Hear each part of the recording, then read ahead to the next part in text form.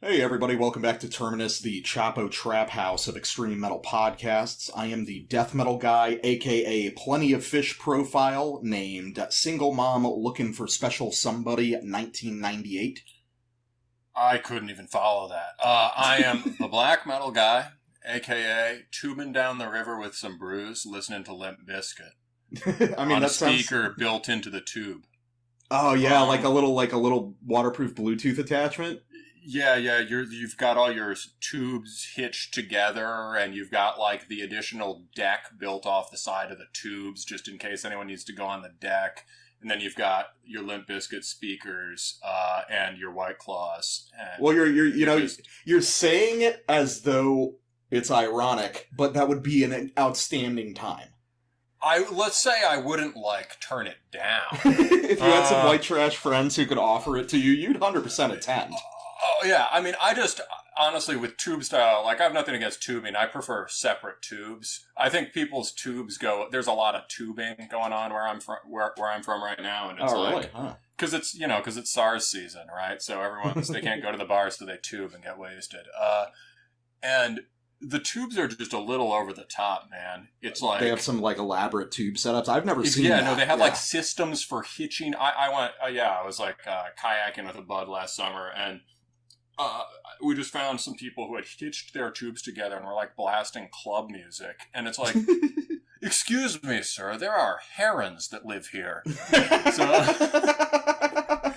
please mind the herons. Oh, I mean, those people seemed pretty chill, but, it's... Oh man, down here tubing is a purely white trash pursuit, and you just get one from Walmart on the way to the river, I think that's kind of what happens. I think just Walmart. I mean, yeah, my roommates were assembling a tube, and there was a drill involved. Jesus Christ, no way, man. No, for real. Oh, there was a drill. That's not how we do it where I live. Now you've got to drill the motor onto your tube. There's a motor? I'm just kidding. Oh man! Well, I was with you. I thought I was believing it for a second. I could see it. I mean, there could be, dude. Right? Alrighty. So, episode 11, and you got some plugs for us at the top. Oh, just real quick, yeah. So, although we do say that we are the metal media, there are some other worthy people out there, and one of them is a new site called Hessian Firm by some guys we know. And they're still getting the site up and running, but it's at hessianfirm.com. If you like the in-depth songwriting analysis that we do on this show, but you want an even more autistic version of it with people who actually know music theory. Yeah, exactly. Yeah, people, with staffs with notes on them and rhythms and shit. You should check them out. The first big article is The Book of the Worm Motif Analysis, Adramelech, and the Art of Flirting with Finality. Now, I know what you're thinking. It might sound pretentious, might sound goofy. Just read it. It's pretty, actually you'll good, learn something. Yeah, it's solid, and it's not full of itself. It's we should also mention that Hessian Firm also has a label going on, just doing small print releases. We got in touch with them because they're actually releasing the Ancient Gate record that we put out on our second or third episode. Or we reviewed on our second or third episode. Third, and Ancient Gate is great if you're new to the show and you like some of the more sort of cult black metal stuff we've been covering, like Oppressive Descent or Gruntyard or whatever. Check Ancient Gate. It's a very interesting sound. Original, but ancient. All right. So we got that. And then just to a couple labels that we've been in touch with. I put in a big order to Old Mill Productions and Old Mill Artifacts. I think he's got some related endeavors. There's a press and there's tapes. Yeah. Thanks, dude. Shout out to you. In a time when people are trying to figure out what to do with physical media, with hard copies, and an age when so much can be had digitally, there's this rush to try to figure out how you make tangible, holdable stuff that's worth buying. Yeah. And this guy's doing, and so at this point, everyone's figured out how to put weird colors on their tapes or whatever. But this guy does a really fine job with it. And he's also printed a zine would be wrong. Sort of like a journal that's hardcover, just full of sort of interviews with, these sort of folk metal, usually not in the sense of, certainly not in the sense of Fintroll folk metal, right? Kind of arty pastoral metal. Yeah, this actual, like, truly descended from folk and neo-folk kind of stuff. Yeah, exactly. Stuff that's written around acoustic guitar often. And it's so interviews and also shit like, I think some just writing and like recipes and stuff. So it's pretty cool, and it feels lovely in the hand. I haven't had a chance to look at it much, but that's great. Also got my Order an Oppressive Descent shirt from Red Door, and it's fucking sick. Huge print on the front, huge print on the back. I sort of wish the prints were switched around, but it looks so good that who am I to complain? So yeah, that's quick plug, and let's get into it. What do we got first? This is we should do the rundown real quick. Yeah, let's do the rundown. So this episode we're mixing it up. We're doing alternating releases like we do occasionally, and not really a big through line. This is a pretty eclectic episode compared to our last one, which was just like 3 hours of black metal. But we got very different black metal releases last time. But but nonetheless black. I'm sure there are people who want to hear about other things as well. Yeah.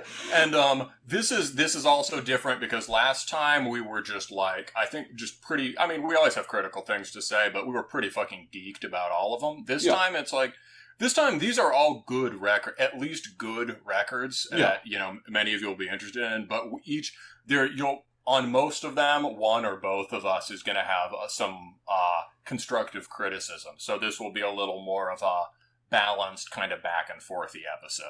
Nah, fuck that. We're just going straight back to like mid-2000s metal journalism, man. Just saying, this fucking sucks! There's no fucking thrash riffs. Oh, dude, I love thrash. Well, no, I love thrash beats. Thrash riffs can get fucked. Anyway, we'll talk about thrash riffs. So this time we're going to be opening the episode with Ruin's Plague Transmissions Volume 2. This released cooperatively. We've got Blood Harvest from Sweden doing the vinyl and I think the main digital version, and Horror Pain Gore Death doing the CD version.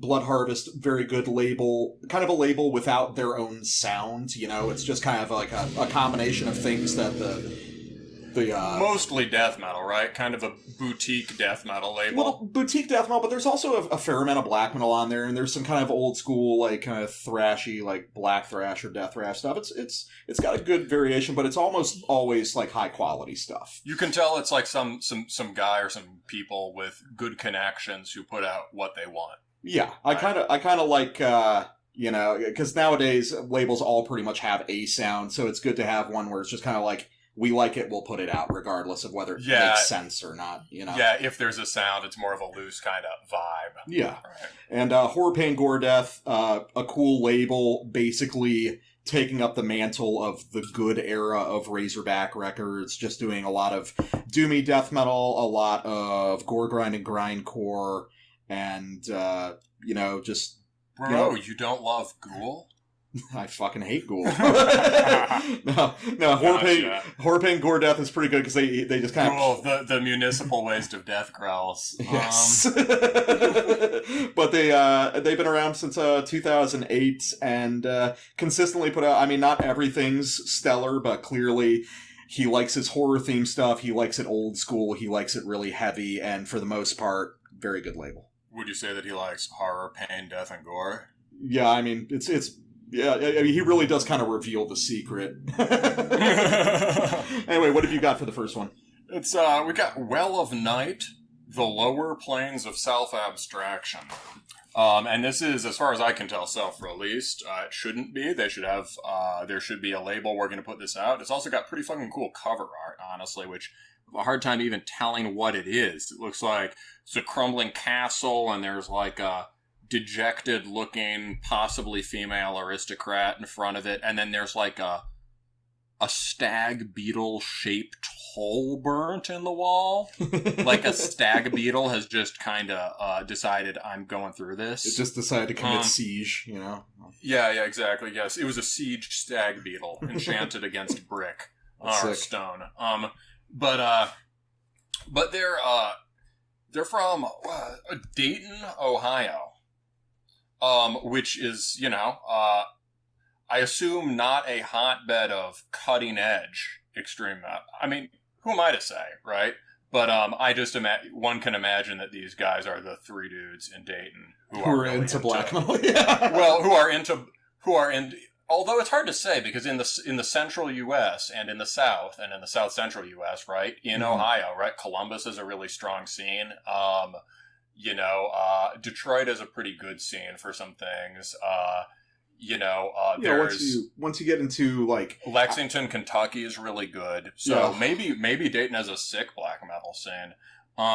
But they could be the three guys in Dayton who like black metal, and it's I would say there's gradually been a revival of interest in the mid-90s Swedish Black Death, which I think is great. Some of the bands that do that suck ass, like you could think of Uada. But this band really gets it, and it's very interesting. I'm really interested to hear where they're going with this. So, why do you always front load the discussion of the band? It's like, just talk about the labels. We'll get there. I get carried away. All right, then for my second option, we've got. Making it about the label makes sense. That's good. I can remember that. All right, keep going. All right, so my next one, I've got the second record by a band called Oncology from Northern Ireland. They play techie brutal death metal. This record's called Omniversal Antigenesis, and this is out on Rising Nemesis Records, who are one of the bigger underground brutal death labels, probably comparable to those in the know, with Reality Fade Records. Lots of kind of techie brutal death, not really slam oriented, a little bit of kind of deathcore adjacent stuff. It's hit or miss, but there's a lot of good records. I enjoyed this one a lot, so I thought that was pretty solid. And what are we wrapping up with? Wrapping up with Life, Ossification of Coral. This is some Japanese crust punk, to put it generally. We can get more into terminology later. And Life has been around for a while. So this is, I don't know if it's a reunion record, but it's a venerable band that was active in the 90s. And this is out, I don't know, like crust bands always put things out on an insane number of labels, but so this is out on Not Enough from Sweden, Desolate in the US, and probably somewhere else in Japan. It's it'll be under a lot of different labels. And so I think that's it. So do you want to get going with some Ruin Plague Transmissions? Volume 2. Let's do exactly that. For those of you who didn't feel the first Plague Transmissions were enough, we have another set for you.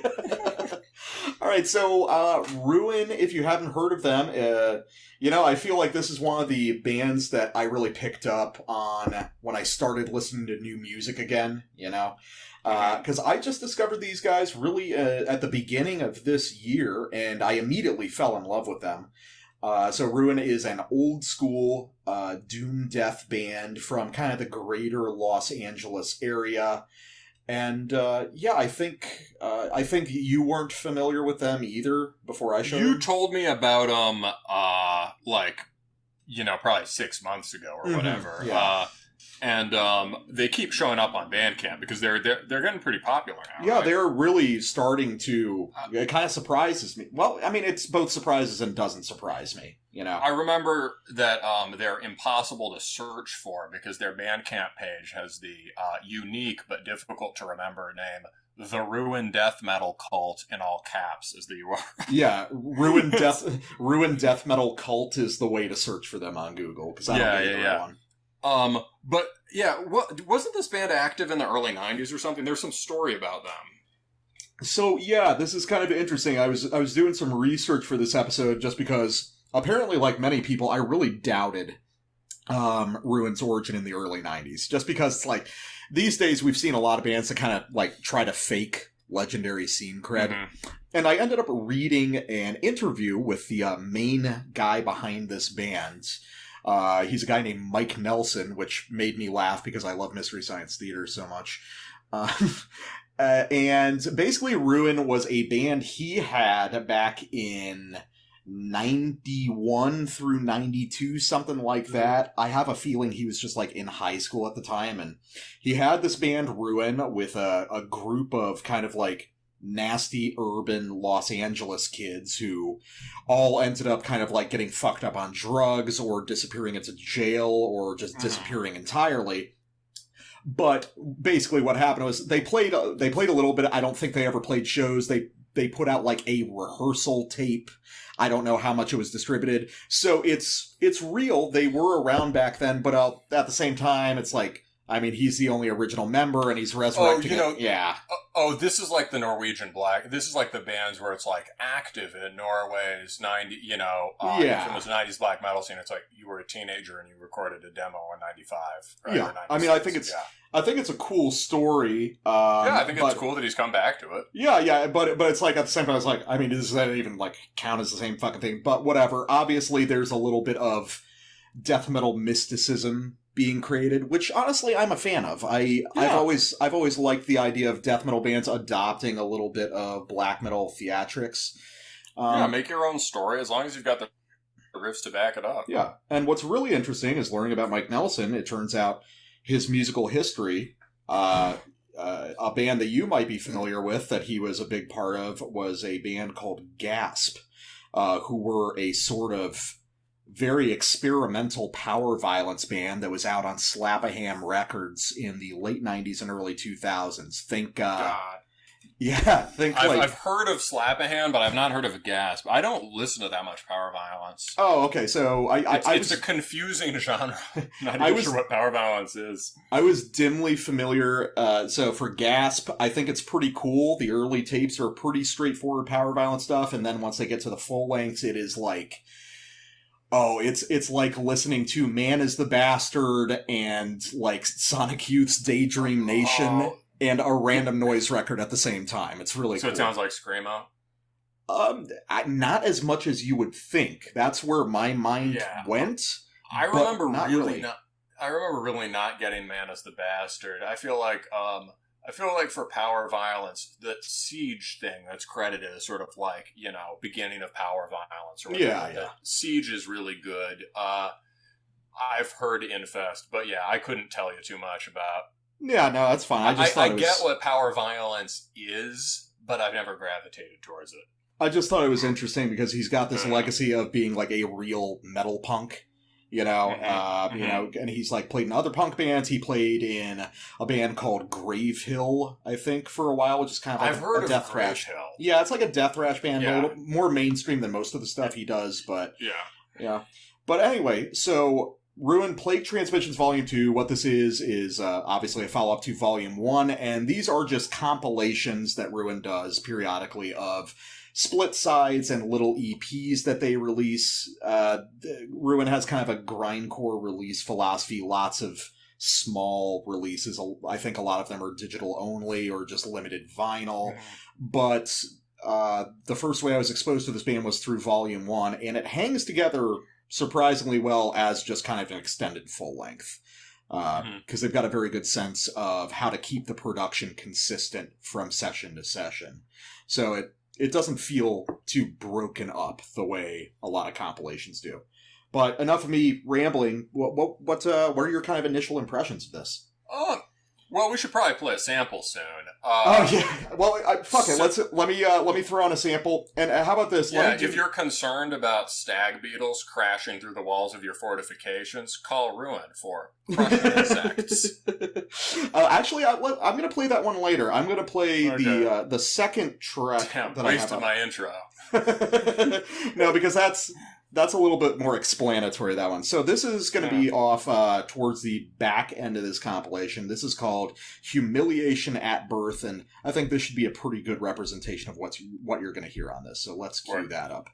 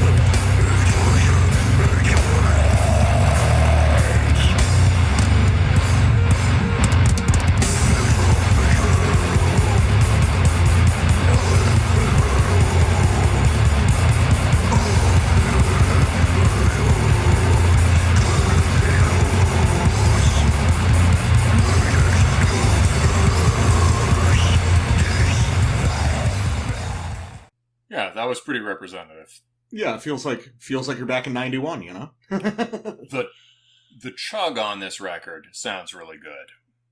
Oh yeah, and there's a lot of it on this record. Yes.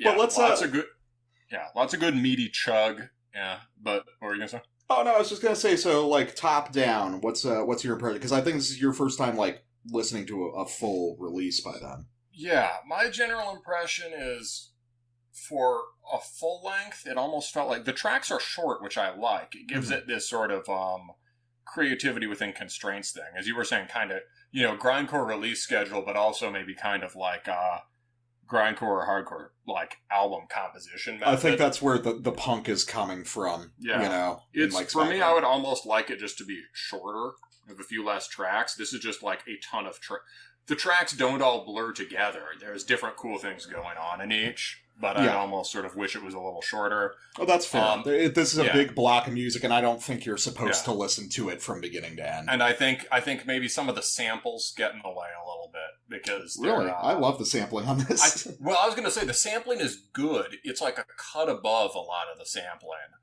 a lot that you get. It's not quite arty sampling. The times when it's integrated with the music are really good, I think, and I've got an example of that I can play in a sec. Yeah. Overall, I would say I like it. It doesn't really click for me until sort of later in. Mm-hmm. I would say it starts to click for me at around Deep Wounds, maybe, or The Weak Will Hang. It just takes you a little bit to like get into that mode. Yeah, I think the riffs also get better as it goes on. Exactly. So here, I'll play one of the places it really started clicking for me.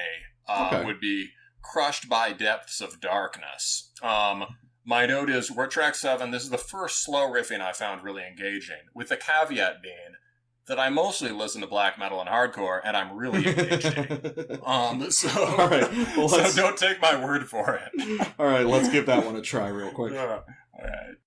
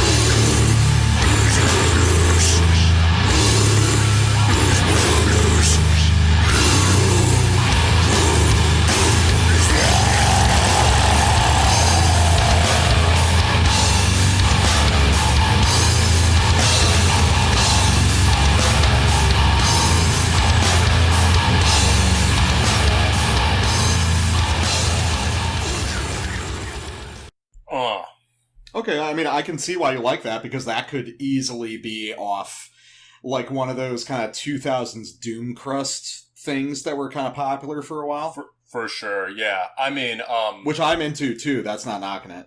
Yeah, for sure. It's something I like with slow stuff is when it's not even necessarily about the tempo. I just want we talked about that with Funeral Orchestra, right? Funeral Orchestra is really slow, but I still really like it because there's a momentum to it. Yeah. This is definitely faster, and this is riffing with momentum built into the melodies and the rhythms, even more than just the tempo. And that first riff is just really cool. It's like it's just a primordial blues riff. It's got dum, but it doesn't sound. I really don't like Sabbathy doom for the most part. Because it's more like kind of stately and medieval in a way. It sounds barbaric, exactly. It's getting the thing out of the blues that the Stooges got out of the blues when they were like, There's a great story about this. It's in the Jim Jarmusch documentary where Iggy's like, I was playing in Chicago in black blues bands, and, I was like, these guys are really great. And then he was thinking, man, why am I playing in these bands? He was drumming in them, and he thought like, I need to try to make a kind of music that comes as naturally to me as this comes to these guys, right? He's like, oh, I'm not an old black guy from the South. Like, and, but what he did, the Stooges is still full of blues, and that's its default interval or mood, right? It just doesn't do any of the same things, right? Even though he uses blues scales, and even though he's drawing on how primordial and gritty and immediate that music was, right? Yeah. So I get some of that with this riff. Yeah, it's like more barbaric than Sabbath. Well, also it unfolds in a cool way. It's got a real arc to it. It's a long riff. That particular thing leads into this longer, more gothic sounding or medieval sounding sequence, right? Yeah. Well, I think that what makes Ruin so compelling, because obviously doing a throwback to old school Doom Death is like nothing special anymore. I mean, we've been doing that for over 10 years now. Sure. When the first incantation worship bands really started to come into prominence. But it feels like the pool of influences here is very different from a lot of those. Now, obviously, especially on this material compared to... I wouldn't associate this with the incantation worship bands. No, this is not incantation at all. I'd associate it more with Temple of Void, who I think are really, really good. They're from Detroit. I'm not familiar at all. But Temple of Void is different. I was trying to compare. Like, Temple of Void is... I'm sure those guys all like hardcore too, but it's less punky, and it's got more of a classically metal, sort of dramatic feel to it. Does that make sense? Yeah, I get what you mean. It's sort of fast-moving, like upper, slow, mid-tempo, just crushing doom. This is much more stripped down, right? Yeah, this is definitely embracing a primitivity that I really appreciate. It's in that category of like ascetic or disciplined music that I think we both tend to appreciate. Right? Well, I think even compared to the first volume of some of the earlier stuff from this band, one of the prevailing influences, of course, is going to be Autopsy, but much more authentically than a lot of attempted clones managed to pull off. There's a lot of Winter in this, and Winter is starting to be... Winter is now, like, cool again, so a lot of bands are starting to hear that. There's a lot of... Who are we listening to that sounded a lot like... We've listened to a couple bands that remind us of Winter, right? I mean, certainly I think... Cruelty with a K, Japanese. Yeah. Funeral Orchestra reminded me of Winter here and there. Parts of it, yeah. There's a couple... I think Winter's just, like, coming back into the zeitgeist. Oh, Xibalba also sounds like Winter Xibalba. Kind of, Yeah. Obviously, there's a tremendous Coffins influence here, and I think at this point, it's Coffins just, like, sort of like a classic death metal band at this point. Have they reached that level of being, like... It might be. Everybody listens to them now? And, this has that sort of... We talk about sort of like cross-genre affinities or whatever. Yeah. In a way, although this exists in the sort of production niche or aesthetic niche of OSDM, it's got more in common with Xibalba or Cruelty than a lot of, than, say, the standard incantation worship band. Yeah, I can see that, but I also think that it has to do with a lineage of kind of death metal that was much more adjacent to punk than a lot of people remember. For instance, like Nuclear Death, a favorite band of mine. I get a lot of Nuclear Death in the mood here, as well as Impetigo, a band I'm not a big fan of, but was very early on that very pure death metal with a punk infusion rather than kind of a death grind thing. You know what I mean? So, but what I'd probably like that. I've never heard them. Oh, and Pentago, it's a little too bare bones for me, but I get it. I get the purpose of it. What about, this is, how much, like, Ripakulu is one of those bands I listen to I was going to mention rarely, that, yeah. And then remember that I love, and then keep forgetting to, like, buy or whatever, Yeah, I love Ripakulu. Yeah, this is kind of like that. Yeah, and I forgot to write that down, but yes, there's a lot of Ripakulu on this. I don't even know if that's a band that these guys really listen to, but the similarities are striking. Yeah. Yeah.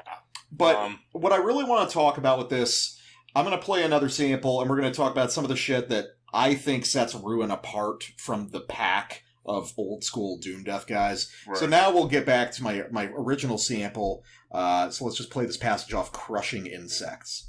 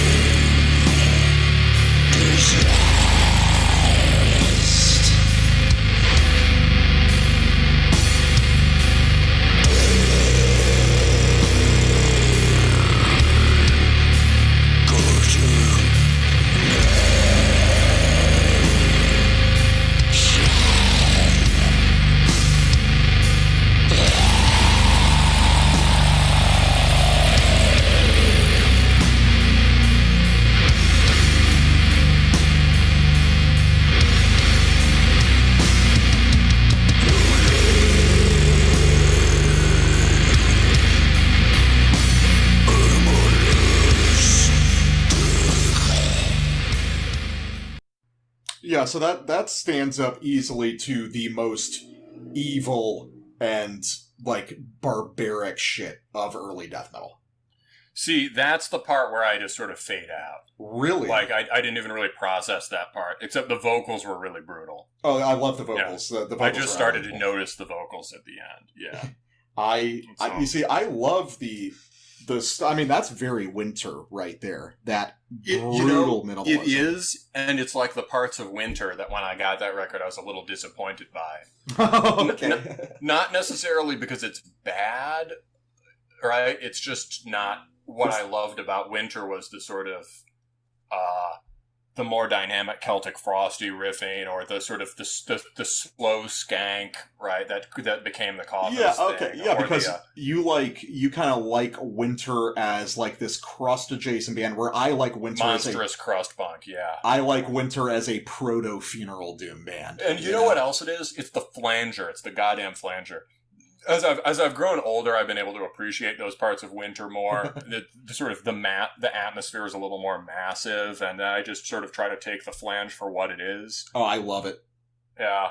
Back then, though, I was like, why are you doing that to a perfectly good guitar tone? Well, that's what I want to get into here, is because I think the thing that separates Ruin apart from all these other bands is an appreciation of production and timbre and real, like, tonal color.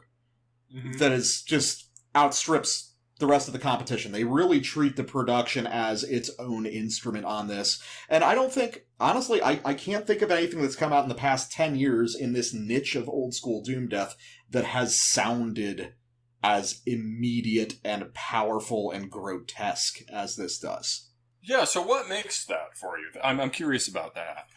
It's a really fine balance. Obviously, the guitar tone is just fucking unbelievable.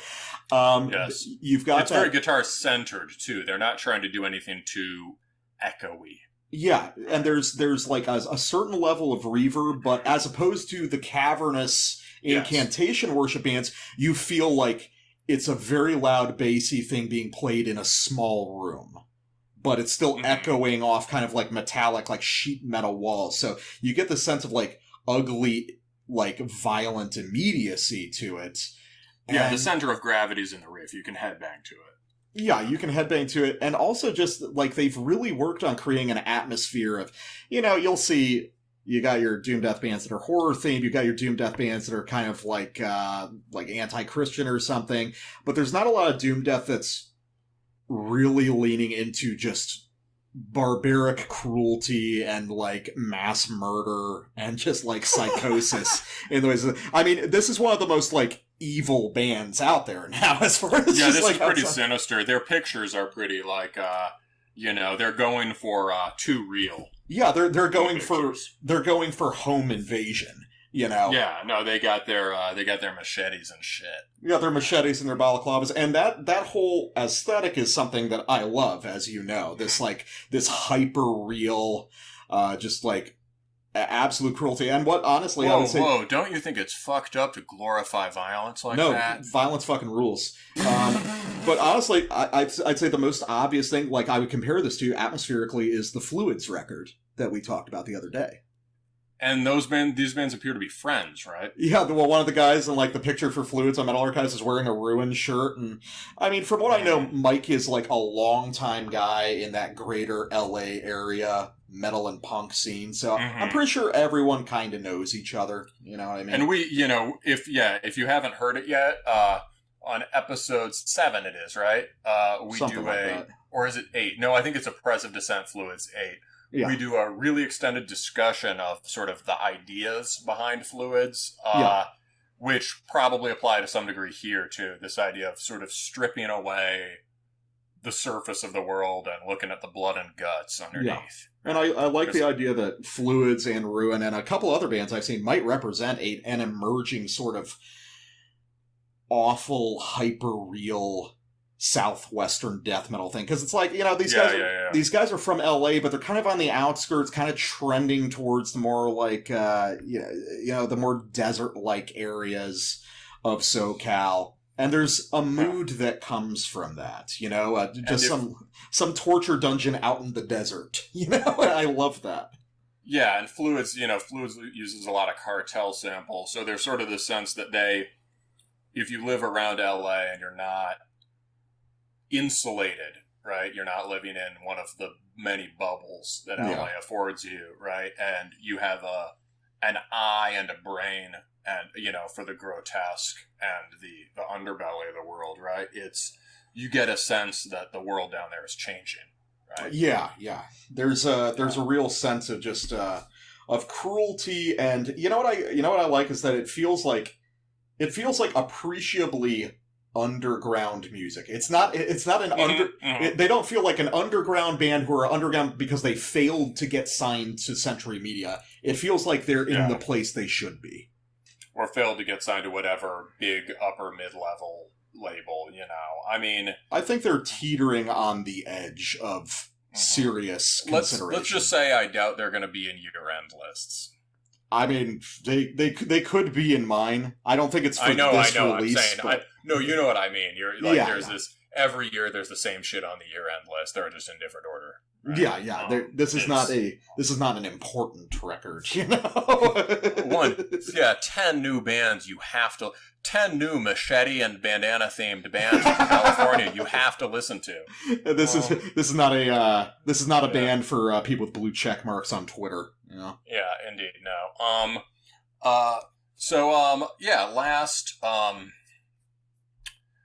Last but not least, I thought I would select a song that, plays more just to the shit I like.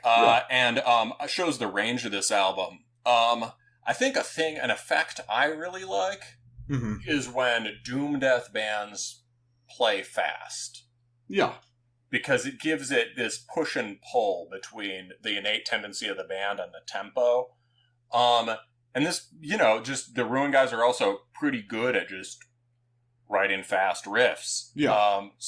There are a couple that are really good. There's orgasmic, what is it? Orgasmic Catharsis is, that has a great, almost melodic riff to it. And really detailed kind of thrashy riffing on the back end of it. So places like that, there's just, even if the guitar tone weren't as sick as it is, it's just engaging, right? So this track is called I Love Blood. I just, really to the point. I appreciate that. And I chose this because I thought this was a place where the sample at the beginning, they do something like prolonging it or repeating it, and it interacts with the riff in a way that's clearly intentional, and it's really cool. And however they're doing this, I'd love to hear this more. All right, cool. Let's check that.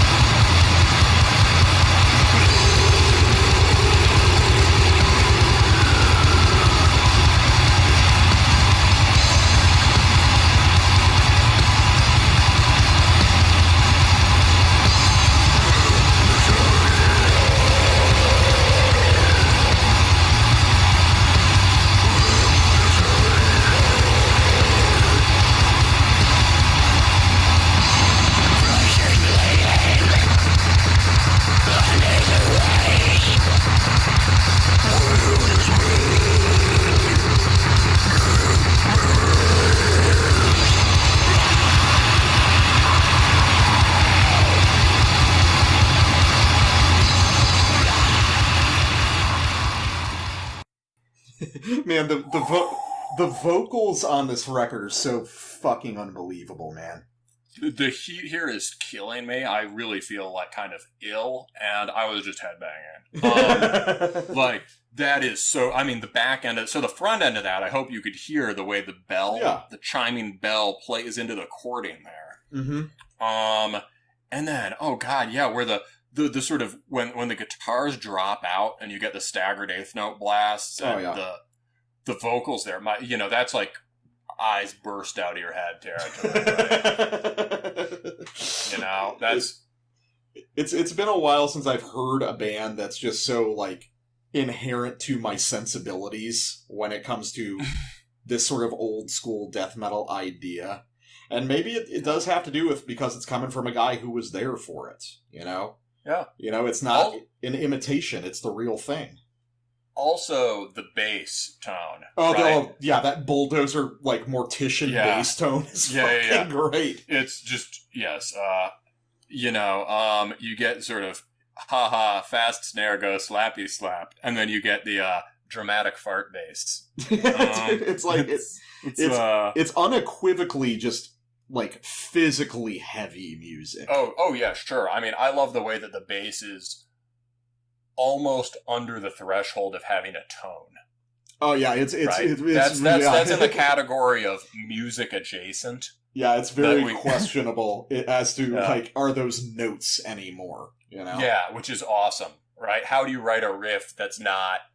There are so many different in after a genre's been around for 40 years or 30 years. How do you write a riff that's not in the narrow channel of standard riffs? There are many different ways to do it, but one way is certainly just to go really abstract and just purely physical with it. Yeah, right? And those are some of the most charming parts of this music, is how it reaches that sort of weird art music level, much like Fluids, just through going as far as possible with the style. Yeah, I mean, that's the point. It's like something like... Yeah, the people who have really high concept bands, those bands often suck, right? And, we've talked here about how sort of DSO type music seems to have become the new prog rock, right? It's, and the bands that have a clearly defined and powerful concept with some parameters to it and a real idea of the effect they're trying to achieve, do better. Yeah. This is, I mean, the end of that is just, so to say, it's the epitome of just cruelty in death metal or in black metal, I love it. All right, well, I'd say... that's a part that sounds triumphant, but not in the way triumphant. Not in the good way. Sound. Yeah, exactly, yeah. It's like, well, my abduction went well this evening, and now... exactly, now this girl will last for 3, maybe 4 days if I don't get too excited. All right, well, we're cutting that part. Oh, come on! All right, on that note, that's probably a good place to take a break, and we'll come back with some new music. All right, so roll us in. Let's talk about Well of Night. All right, Well of Night, the lower planes of self-abstraction. This band's got a really cool logo, first of all. It looks like a butterfly. Yeah, but, cool butterfly. It's a bit like the Esoteric logo, isn't it? But it's like strangely symmetrical. Cool logo. From Dayton, Ohio. And I talked about it a little bit at the beginning of the show. So just, basically, they're from Dayton, and they are part of, I guess, an increasingly strong. I used the word anti-coastal before. That might be putting it a little strong, but just non-coastal black metal scene. That includes places like Columbus, includes bands in, I would say bands in Pennsylvania. Philadelphia is coastal, but it's not like, it's not New York or, like LA or San Francisco or whatever, right? Yeah. Or Portland. And it's, this strong set of bands that are coming out of places like Lexington or Columbus or Detroit or whatever. And And I found these guys randomly. I think I've been waiting for the album to come out just based on how cool the cover looked, and then it came out. And it is. Let's see. So for a long time, I really wanted there to be some revival of the mid-90s Swedish Black Death sound, right? Well, you fucking got it these days now. Yeah. It's, exactly. Just saw some people I know, and I'm not sure they recognized who the bearded weirdo waving at them was, but I think they looked at me weird. Got it now. For some bands, that's just an excuse to write kind of very sugary melodic riffs, right? Mm-hmm. They're pulling basically from the poppiest parts of Sacramentum. Basically just that, or like Winterland or something. Winterland's pretty good, but you can only get so much mileage out of being influenced by them. This is more in the vein of bands we've talked about recently. I talked about them in relation to Oppressive Descent. This really sounds like it's influenced by Dawn and the circle of bands around them. So maybe Thy Primordial, Dawn really is the one. And just sort of, Dawn is a very difficult band to imitate, in part because it's really two guitarists' music, and that can be a hard sound to replicate. And just the guy has an insane ear for kind of neoclassical guitar writing. And while a band like Oppressive Descent captured some of the mood of Dawn or their side project Nidden or whatever, the sort of, a high tension, sort of cruel melodicism, right? A bleak quality. This really nails the specific riffing style. And I really like that. I think it's great because, it's not a riffing style that's been exhausted by any means. And this band does a lot to, it's a riffing style that had a lot of potential that was never made good on. And this band does a lot elsewhere to carry it forward. But let's lead in with a sample where they are just nailing the Dawn sound. All right. So this is, let's see, Apex and Eschaton, which already sounds like a Dawn song title. So, all right, let's try that. Let's let it roll.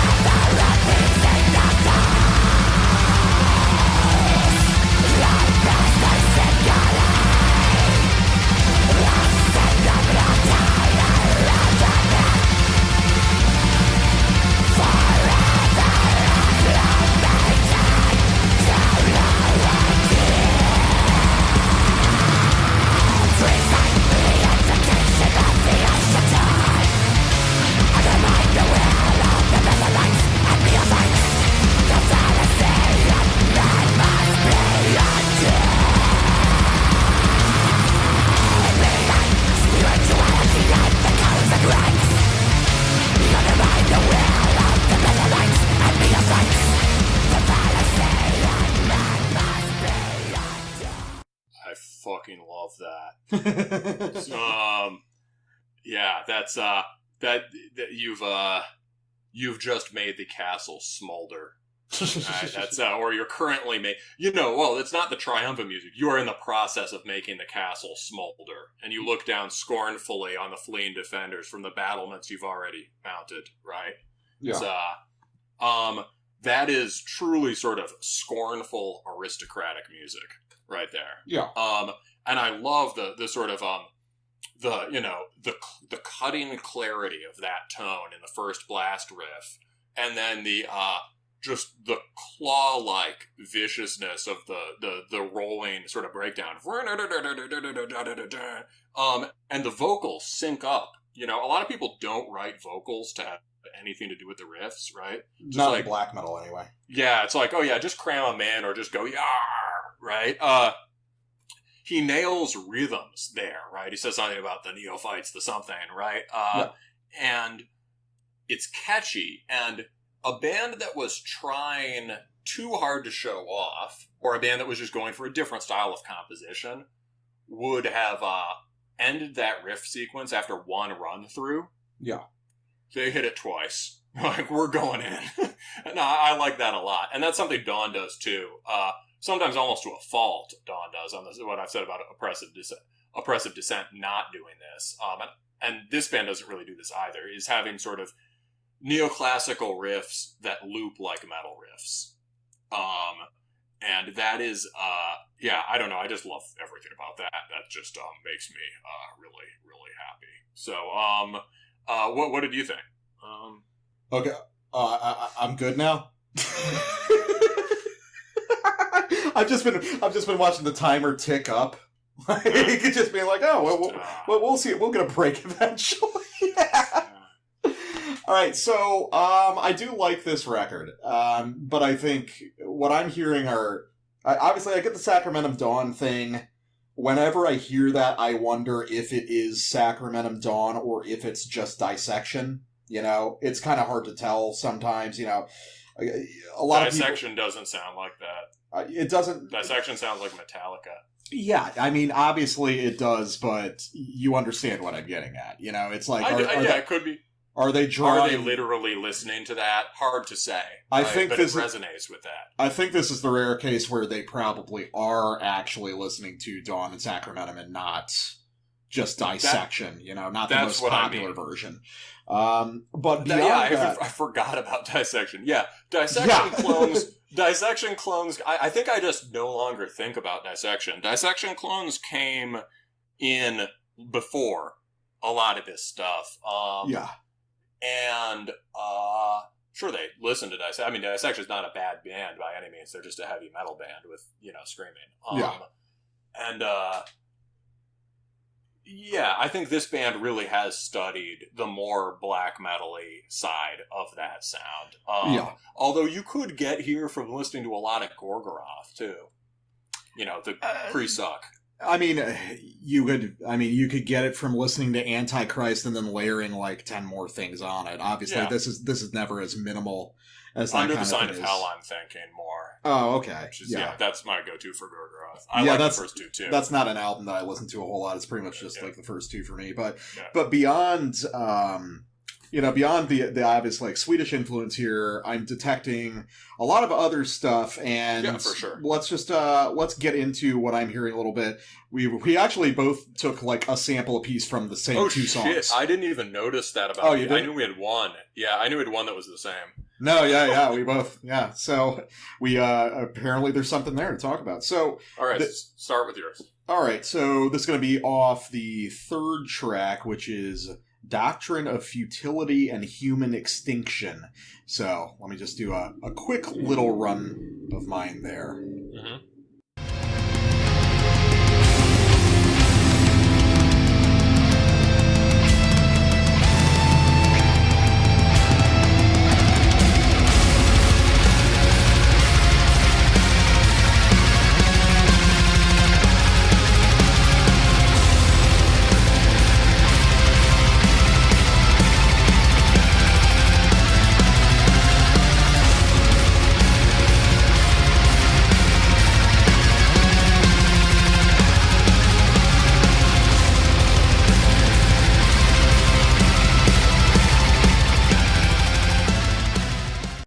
Okay, so I think that's a good way a good place to talk about how kind of you've got something going on apart from just because Swedish worship is like a thing that's going on now, right?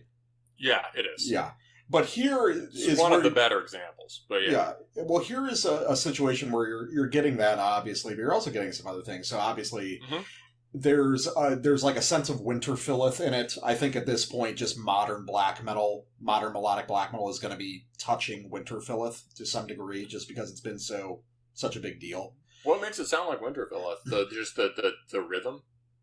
No, the back half of that sample, that high keening melodic tremolo riff, but that's also very similar to, and I think maybe Winterfilleth is getting that idea from a band that a lot of people have forgotten that is very influential and very important, which is Windeer.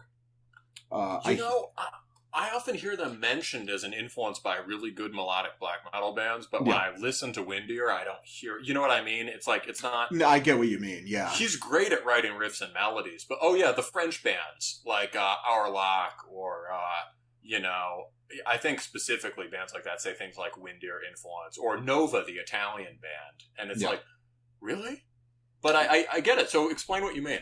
Well, so Windier, if you go back and listen to it, this is the thing. I think Windier is one of those bands you listen to when you're first getting into metal. You're like 15 or 16 years old. You'll really like it for a couple years. Mm-hmm. And then you start listening to other shit, and Windier kind of fades into the background. Mm-hmm. Windier was never... And it doesn't really deserve it, because Windier is actually very good. It's just kind of... It's got a glossy quality to it that makes you think, as you're getting older, you're learning more about the music, that, I listen to more extreme, more developed stuff than that. That's not true, though. Windier is actually very melodically interesting music. I mean, the only reason I'm really describing this is because I was, listening to 1187 the other day, because I was like, I haven't listened to Windier in probably 10 fucking years or something at this point. Mm-hmm. So I decided to throw it on, and I was impressed and kind of amazed by how many of the melodic ideas they had that you're hearing now in Winterfilleth and a lot of these modern melodic black metal bands, especially those that edge along kind of like a folk melodic tradition. You know what I mean? Yeah, I mean, I hear that. I mean, I think, Windier is more compositionally advanced than their production and arrangement choices, right? People almost the production and arrangement, because the guy was such a good composer, he got what he thought was a good production for the time, right? And it turns out that that's not what's good about black metal. Well, I think that it's like the keyboard sounds. My roommate was listening to some a while ago, and it was like I got really into it. Some of it was great, some of it was fun, some of it scanned as somewhat cheesy, but obviously really good, sort of fun, and some of it I couldn't really handle. Well, I think the issue is that when you're a kid getting into metal, you're listening to Windier because it is a more extreme version of a lot of the starter epic stuff that you're used to. It's still got that vastness. It's still got that very immediately melodic quality. But the reality is, you go down the road, you go back and listen to it, and then you're like, holy shit, there's really advanced ideas in the riffing here. And ideas that will get carried further on. People remember Windier as just kind of an epic black metal band, but they kind of forget about the black metal core of it, if that makes sense. Yeah, I'm going to have to listen to it more now. No, it's very good. Also, I don't know, some of our listeners might know this, but I think it's always important to remember the legends around various musicians, right? Yeah. So, this guy, the guy from Windier, I can't remember his name. Valfor, I believe. What? Yeah. I think it was Valfor. Yeah. Yeah, that's right. Yeah. Valfor died hard. Valfor had one of the most black metal deaths there is, short of getting stabbed 22 times by Varg. Right? Yeah. It's he was going to visit his parents on a farm in winter in Norway. He parked his the snow was drifting too high. So he parked his car and he just was like, I'm just going to man up and walk it. And he died in the blizzard. Yeah. Which is really sad. I mean, it's very sad. Yeah, right? It sucks. And, to die close to home, it really sucks. Especially because the kid was he was fucking 25 or something.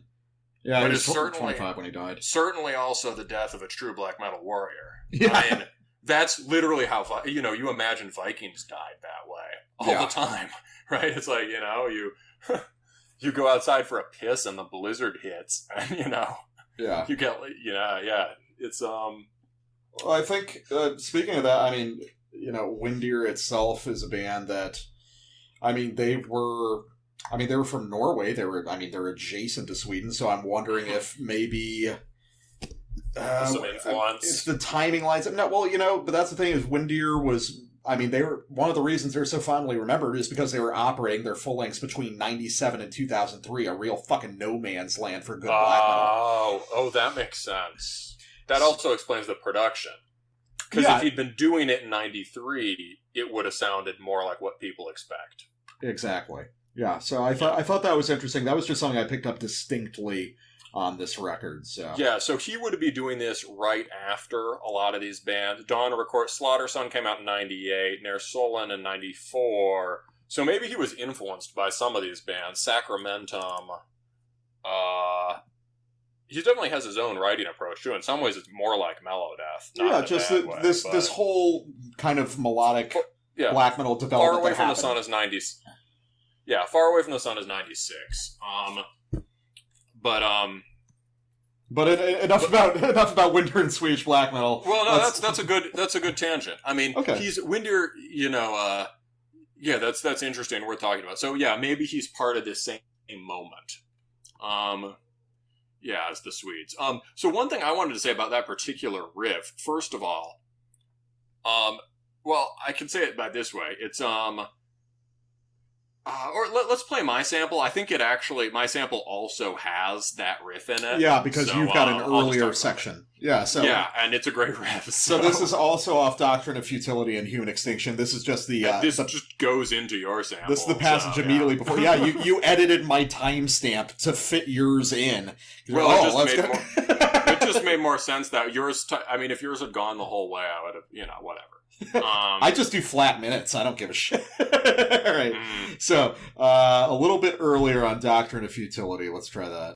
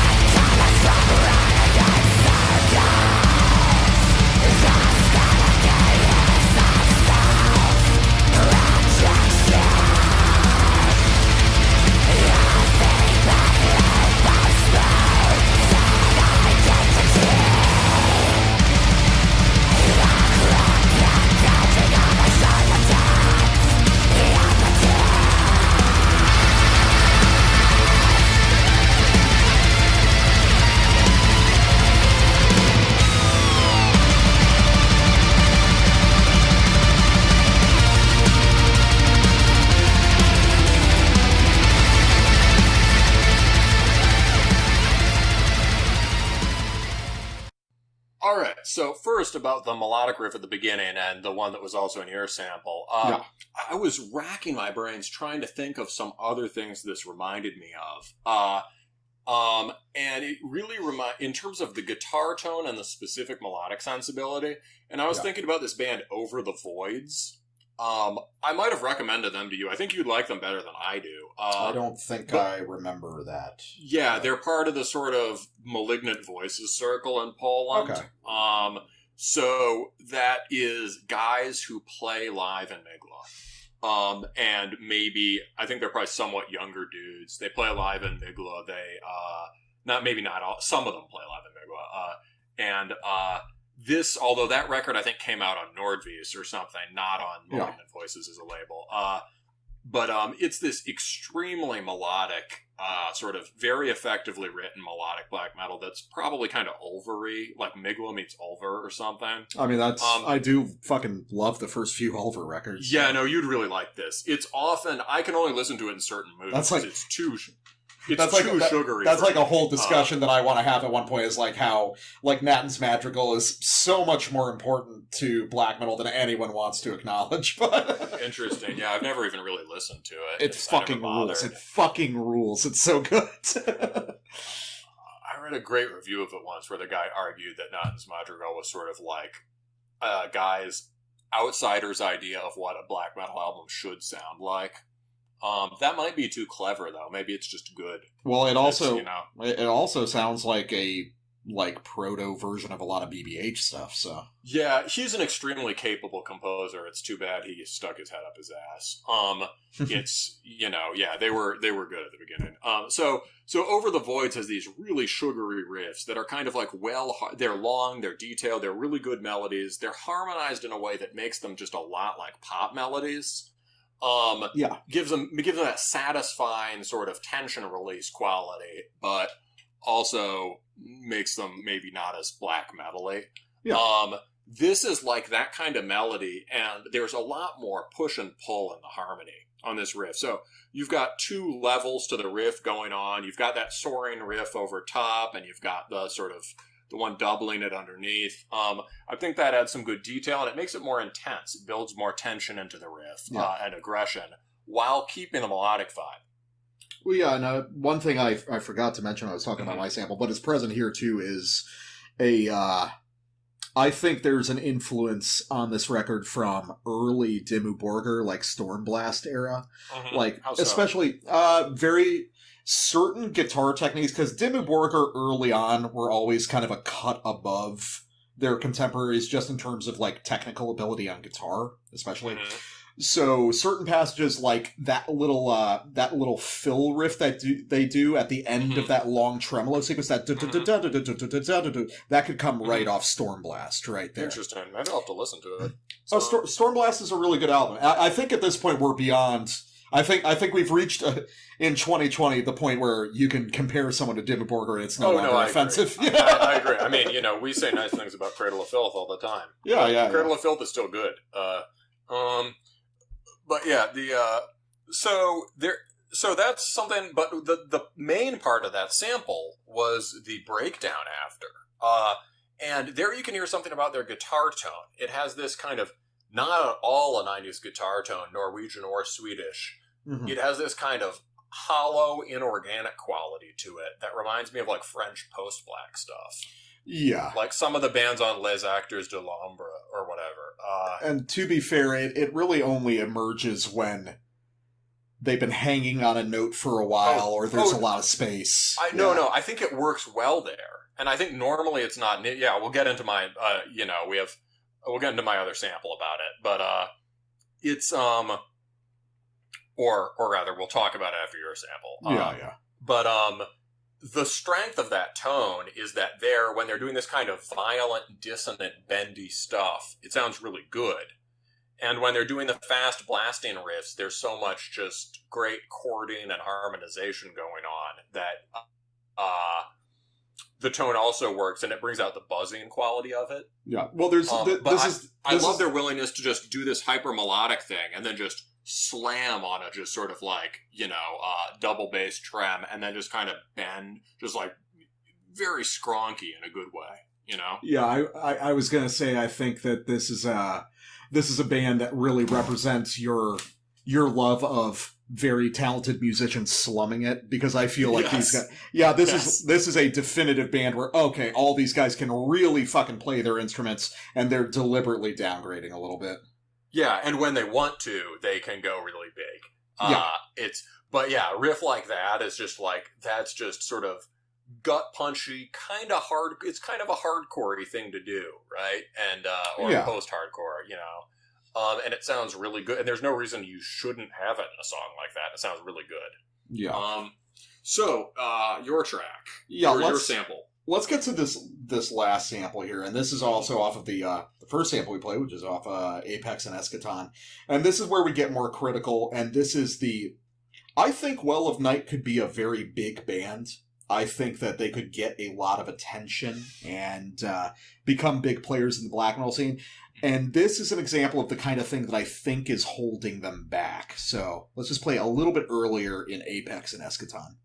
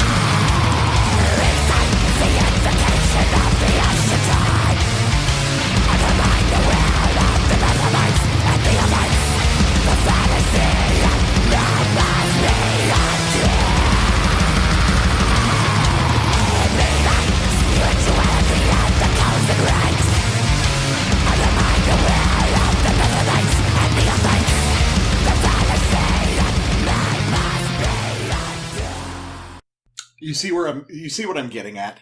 I think with that first, right, the sample goes into the sick riff again, but the first, explain. You had some thoughtful comments on this written down. So, in essence, there's a lot of ideas on this record. There's a lot of different influences kind of vying for attention, and that's not a bad thing. I think this is a pretty dynamic record. It's not operating in one single mode for too much.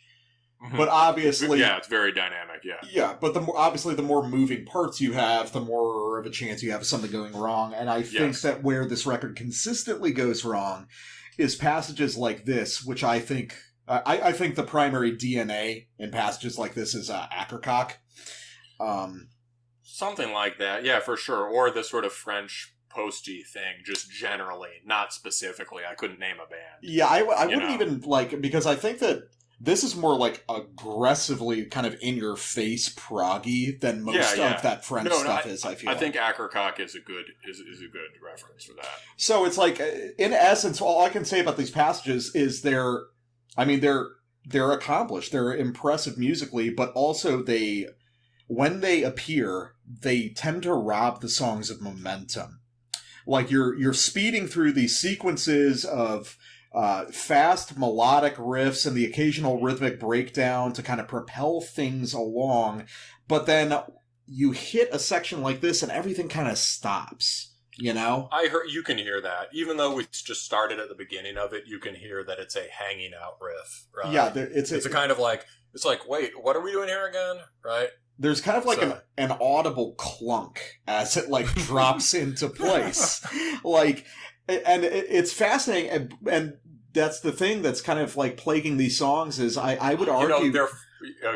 keep going. Yep. Oh, I was just going to say, I would argue that pretty much every song on this record, this is a 45-minute record, not extremely long, but, it's there. Most of these songs could stand to have a minute and a half cut, and all the stuff that should be cut, I would say, is stuff like this. These aren't bad passages on their own, but structurally they're not working with this music.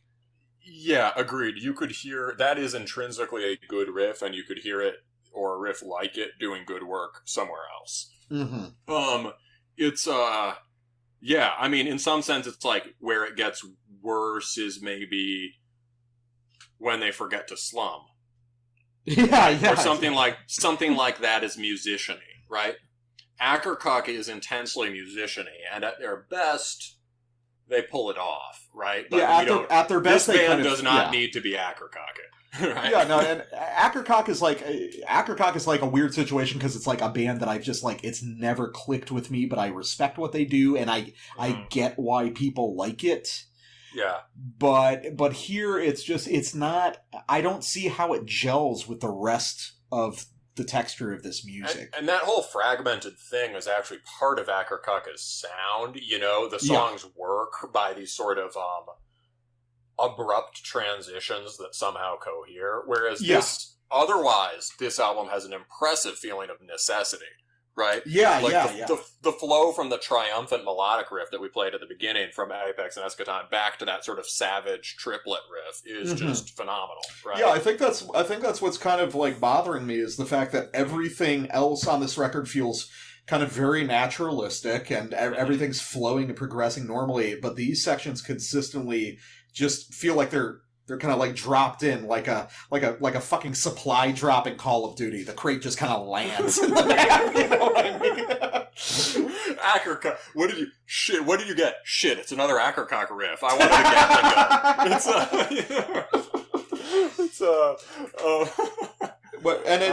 get and the thing obviously that makes it frustrating is that otherwise I am really enjoying a lot of these songs, and I'm enjoying that kind of organic melodic momentum that's occurring, and then this these parts snap my attention onto the music, but not in the right way. Yeah. Okay, so I'll continue the constructive criticism and then end it on a more affirmative note. Okay. This is I almost want to sample this too, but we've already done 4 samples, so fuck it. But basically, both of us independently. Well, so here's one thing about the songwriting, right? Apex and Eschaton, we have a clear idea of what the best songs are. The ones that really draw our attention are clearly Doctrine and Apex. Oh, the other ones are good too, right? Yeah. But these are standout tracks, so it's significant that there's a kind of that there are these kind of riffs that could be caught on some of the standout tracks. And we both independently in our notes wrote something to the effect that there's a tendency to wander, right? Yeah. And I feel like for me, the end of Ritual of the Seven Shrines, there's this sort of things slow down. I don't think this band shines when they slow down, for the most part. Yeah. I mean, there are good slow riffs on this album, and they could write good slow riffs, probably, if they just decided, hey, let's focus on this part a little more. But, I understand it as a change of pace, but there are times when, like at the end of Ritual, you kind of get the dense harmonies thin out. You get single trem lines, single string trem stuff. And what I got in the notes is something like that. During these parts, when it's more bare bones and we've got these kind of wandering, unfocused melodies, often more in a major key, the guitar tone sounds like it's line in. Yeah. I don't think you take one look at these dudes. These guys do not record line in. Right? That's not. These guys probably have, these guys could show you some sick amps, right? There is a tendency for that, although the sort of hollow, inorganic guitar sound works in a lot of the spots. And there's so much life in the riffing, it's an interesting contrast. There are parts when the tone, you can't hang that much weight on the tone. Does that make sense? No, I get what you're saying. Yeah, when everything peels back and you're left with just guitar sound, does the guitar sound good? Yeah. Well, I think so maybe some work on the tone, but I think also if they worked on the if they just did fix this, cut some of the wandery parts, as my dad always says, when in doubt, leave it out, right? It just needs to be tightened up a little bit. That's exactly. And honestly, it's like, it's kind of nice because, like, we're not suggesting you have to do more shit. You actually just do less shit. Just less. Yeah, exactly. Less on every front. Yeah, that's the other phrase I came up with for this record. Bewilderment of riches. If anything, there were times when I was like, there are too many sick riffs. Stop. I can't keep track. Like, it's you know what I would really like to hear from this band? What I would really love to hear is I want to hear a couple of these songs as a rehearsal tape. I want just a microphone in the practice space, and I want to hear a couple of these just completely raw and live. And I wonder what kind of effect that would have. Dude, if this band recorded raw, that would probably be great. Right? Yeah, I've got a sense that maybe, to a degree, I might be imagining a different band, you know what I mean? But, let's strip down that production a little more, take out some of the wandery parts, and then you're getting towards some kind of, like, weird 2000s USBM stuff that I really love that nobody cares about anymore. Yeah, no, I think dissonance between sort of extremely sort of high-level technique and composition and a very raw sound or whatever is generally a good idea. Yeah. I mean, the only other way to do it would be to do something like, you could do a fancy production of the kind that, Dawn or something did, right? Just beefier guitar sound, beefy but organic guitar sound, just tighter composition, all that. That could also work. These are clearly riffs that if you wanted to give them a big atmospheric production, you could, right? But I don't know if that's where they thrive. Yeah, I was about to say, I don't know if that's where they thrive. I think... Well, if they tightened up the riffing, I'm saying. If you tighten up the riffing, then this is the kind of... If you tighten up the riffing, then this is the kind of grandiose, stadium-sized black metal, not in a pejorative sense. Yeah, I know. You could do it, yeah. I'm just wondering, personally, it's like, would that be the band at their best, or would it be in a rehearsal room? Yeah. I get what you mean. Yeah. No, I'd love to hear the rehearsal room version of this. Get some pingy snare on there. Yeah. Sometimes with a fancy riff like that, sometimes it's cool there's sometimes some detail you can't hear is cool. Let those vocals clip a little bit on the top end. You know? It's like... The riffs just like, you know, the two hot lines bleed into each other a bit, and you have to listen to it a few times to hear. At first, they're just one thing. Yeah, right? yeah. Which is cool, right? That's always neat. Yeah, last thing about it, I guess we basically said everything. There was some other positive thing I was going to say. I mean, we like it a lot. I mean, yeah, we really fucking like this. Like, if you listen to this podcast and we have, like, really negative shit, we don't spend this long on a record. That's certainly true. Yeah, if anything, yeah, we really wanted to engage with this one. This is, as far as USBM underground stuff, this is definitely one of the most promising bands there is. I wanted to name drop one other band, Sanira. They're already getting a lot of attention right now, but it's also in the sort of vein of extremely competent, like, well-listened Swedish Black Death worship. Yeah. More on the side of, it's more immediate and poppy than this, but it's really good. And it's got some of those half melodeath riffs, you know, sort of like First Dark Tranquility demo or whatever. Yeah, and I would say another point of comparison here is... it kind of in a structural way, not immediate sound, is that band you recommended to me several episodes back, Vehemence from France. Yeah, a band that can play very detailed... A band that has no problem writing real melodies rather than riffs, right? Yeah. But also likes to sit down in some dumb shit every now and then. You know? Oh, yeah, for sure. Yeah. All right, okay, cool. Well, yeah, it's been a pleasure listening to this. We hope to hear more from y'all in the future. Definitely. So let's take a quick break and we'll get on to something very different. Yeah.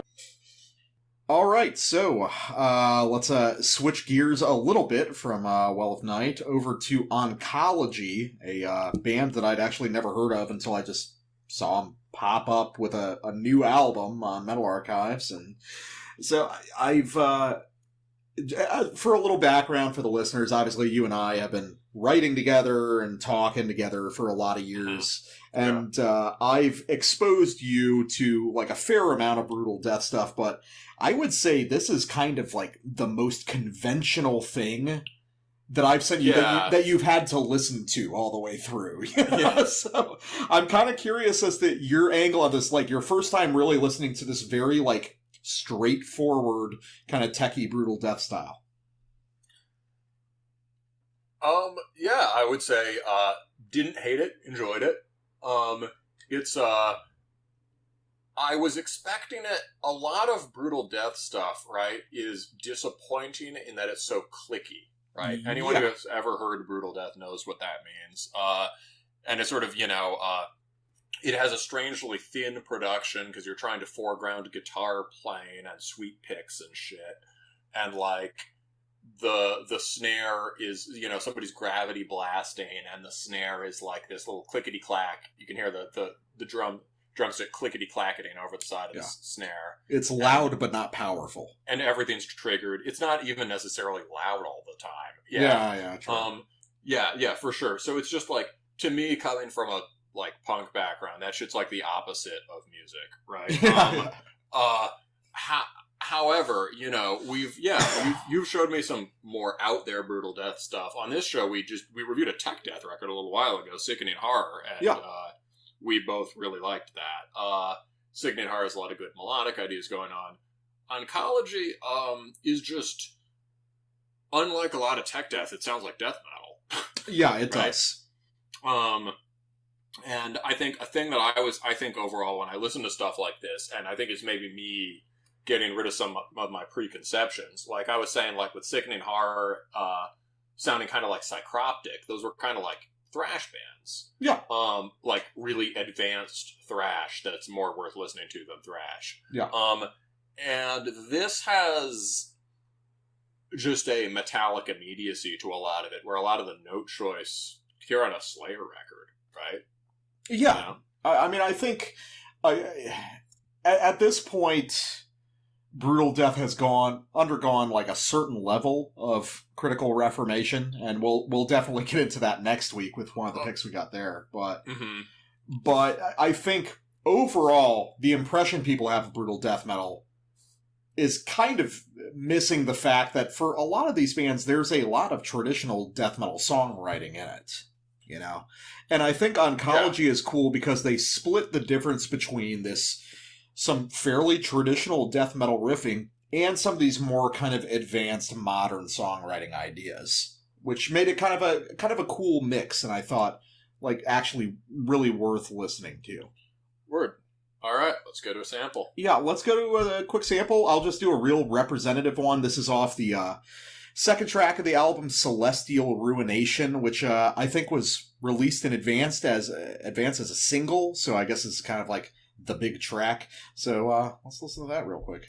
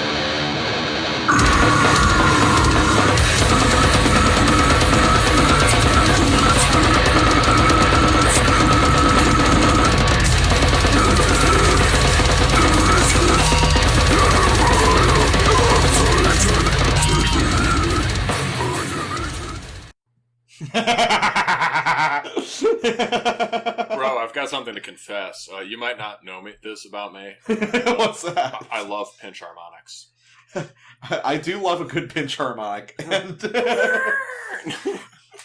I like when people do that in black metal to the point that other friends make fun of me. It's like, no, would you say? I like that kind of live guitar-y stuff. When you hear physical playing. Well, you like that part on like Endless Pain where there's just like he accidentally hits the pinch harmonic, just because he's going too fast and shit. Feels the endless pain. But yeah, I think that's a pretty representative sample, and what is good to draw attention to is like that sort of like pseudo breakdown riff. You know, everything stops and you start with just that buzzing like E string going. I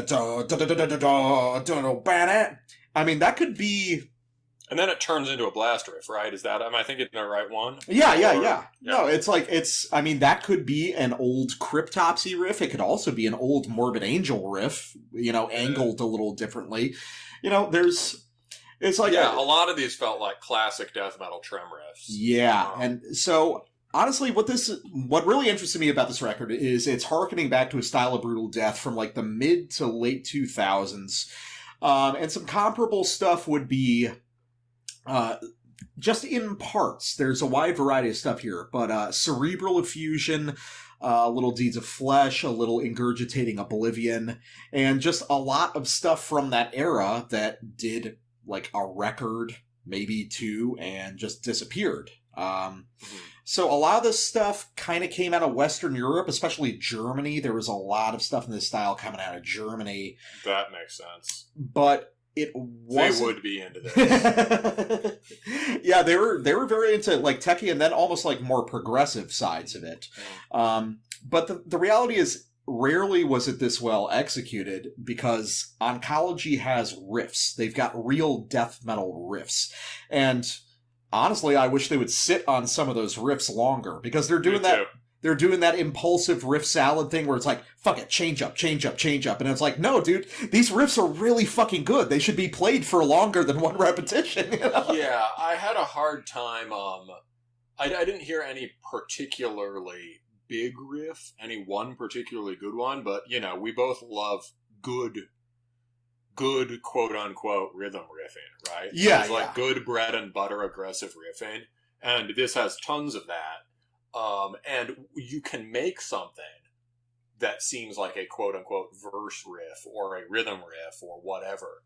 You can make one of these just sort of more simple, driving, aggressive riffs into a big riff in part by repeating it so that people hear it. Yeah, no. It's like, if you foreground it, it can become more of a payoff. Yeah, no, I agree. I think that I think that you're doing kind of like a trade-off thing, because obviously Oncology's leaning into that techie kind of overwhelming quality. And, you know, it's like, you gotta, like, pick and choose. What are you gonna repeat? What are you gonna extend? I will say, live, I would absolutely murder someone in the pit to these guys. Like, this is much more like body music than a lot of this style ends up being. Yes, it is. Yes. This has a head-banging quality that a lot of these kinds of bands usually miss. It has the snare, bro. Yeah, the snare is fucking sick. A lot of music, right? A lot of, you could almost say Brutal Death normally is almost the antithesis of the techie side of Brutal Death, or the clicky side is like the antithesis of war metal, or sort of something like that. In that, like, think about the snare sound of some shit like Adversarial or whatever. Yeah, you just want it wide and flat. Or, and some brutal death metal bands have that tank-a-tank snare, the same anger sound, and this does, and that's awesome. Yeah, that's fucking sick. You want it to sound like trash cans. For the record, I love how everyone talks shit about the same anger snare, and now it's the slam snare, and everyone loves it. Dude, I mean, I think go trash can lit or go home, basically. Like, absolutely, I love that when I hear. I don't really. There are maybe certain contexts where you wouldn't want to do it, but like in black metal too, like, maybe if you're trying to make something that's really organic and heathen folky, maybe not. But other than that, just bang a dang dang dang dang dang dang all day. You just drop you just drop Autumn Aurora into Cubase and you just overlay a fucking slam snare. We should do that. That would be great. But anyway, let's Druid the remixes. Hey bro, we fixed we noticed a real problem on this album, so we fixed it for you. It wasn't fucking brutal enough, bro. All right, so let's jump into one of your samples real quick. Yeah. Let's go to Ravagers of Synaptic Cruelty. Lots of cool song titles, yeah. Yeah, lots of good song titles. This one's really engaging for me. Okay, cool. And, yeah, let's go.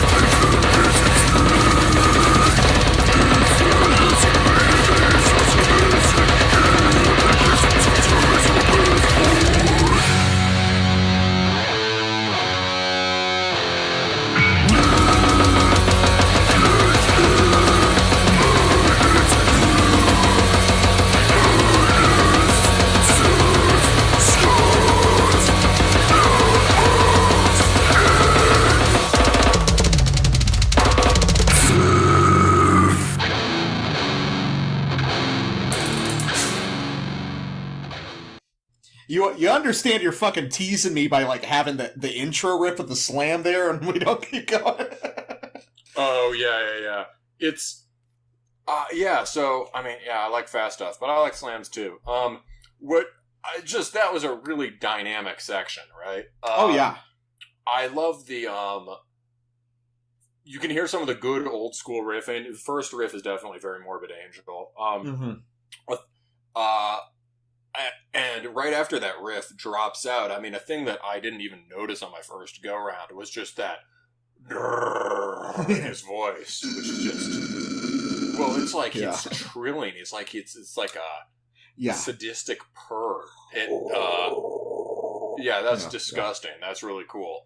Some of the vocals on this record are very, very good. A lot of dynamic range to them.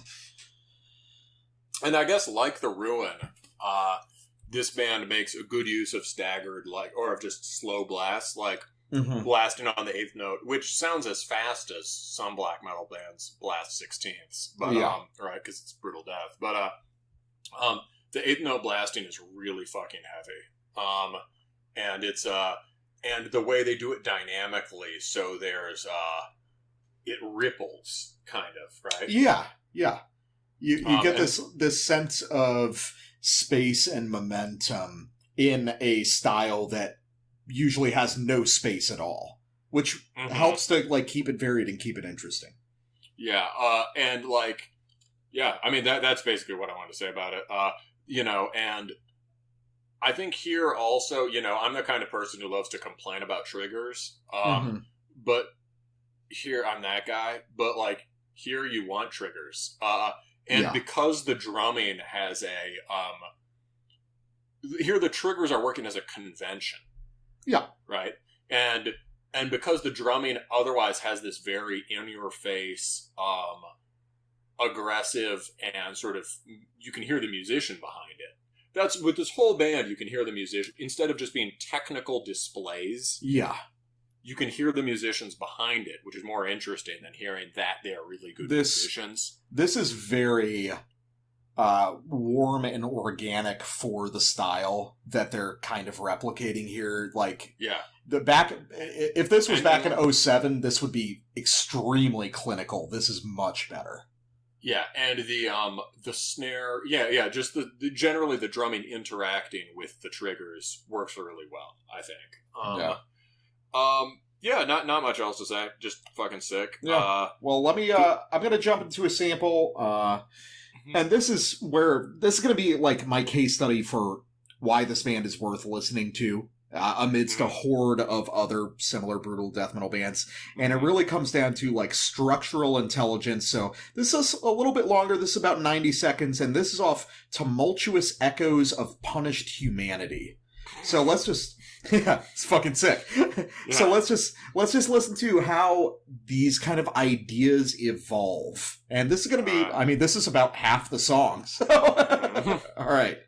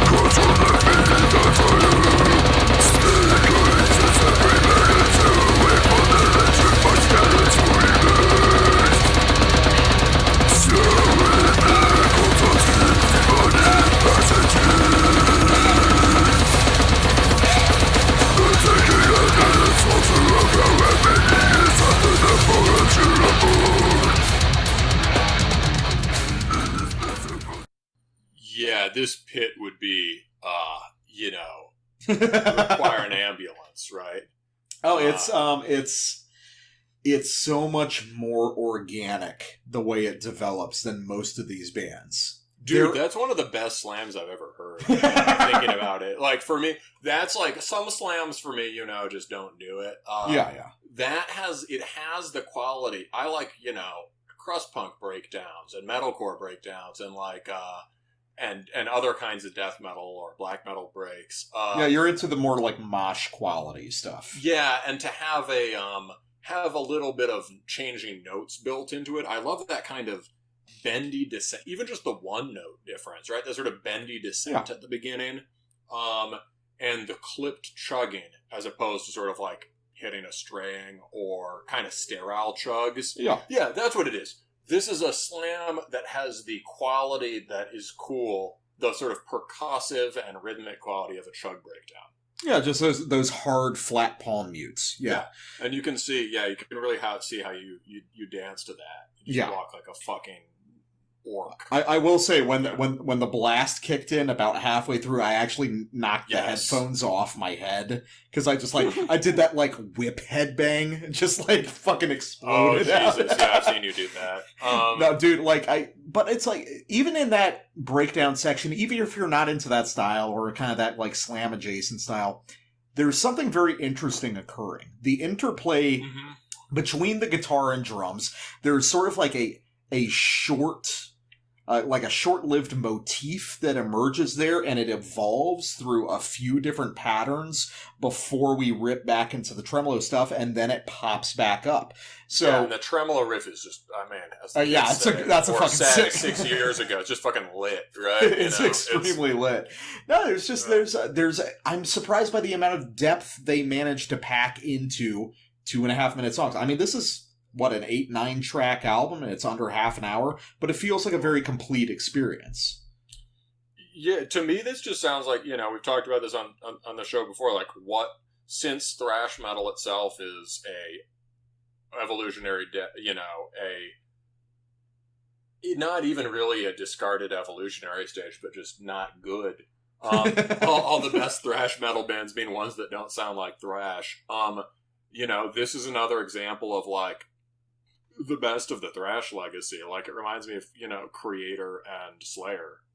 Like with the fast riffs, like precision versions of sort of ripping death thrash riffs.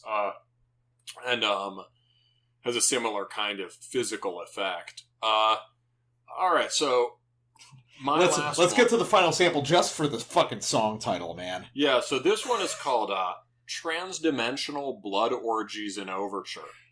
So you're going to want to clear your search history after that one. It's like, it's the best song title. It's the best death metal song title ever. It's really good. So here we go. All right.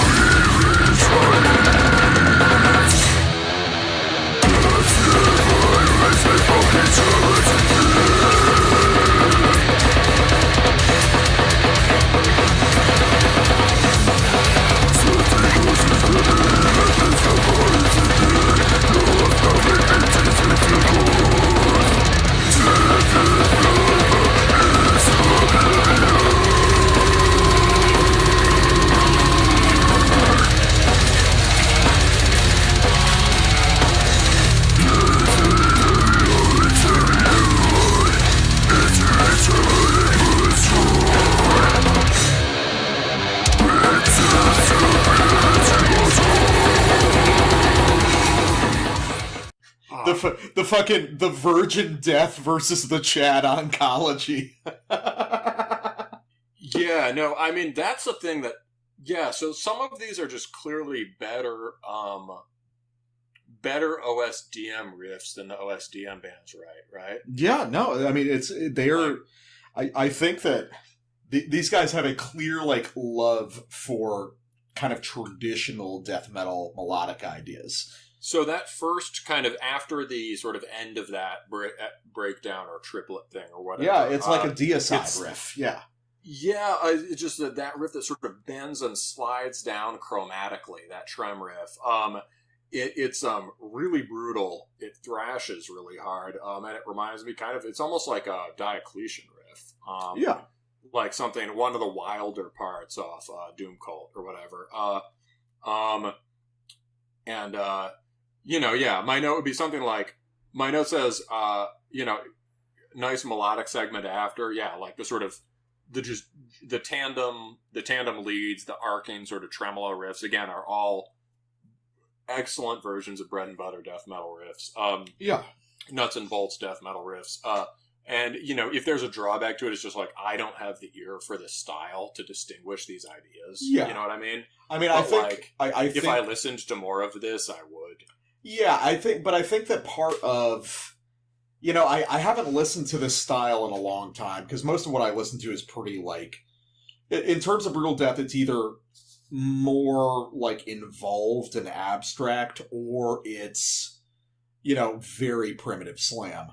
Yeah. So this is, I think that part of the fun and the excitement for this music is how those ideas are racing past you, and like as you get a grip on it, they're throwing something else. It's like a roller coaster that would fucking kill you in real life, Yeah. With the track layout.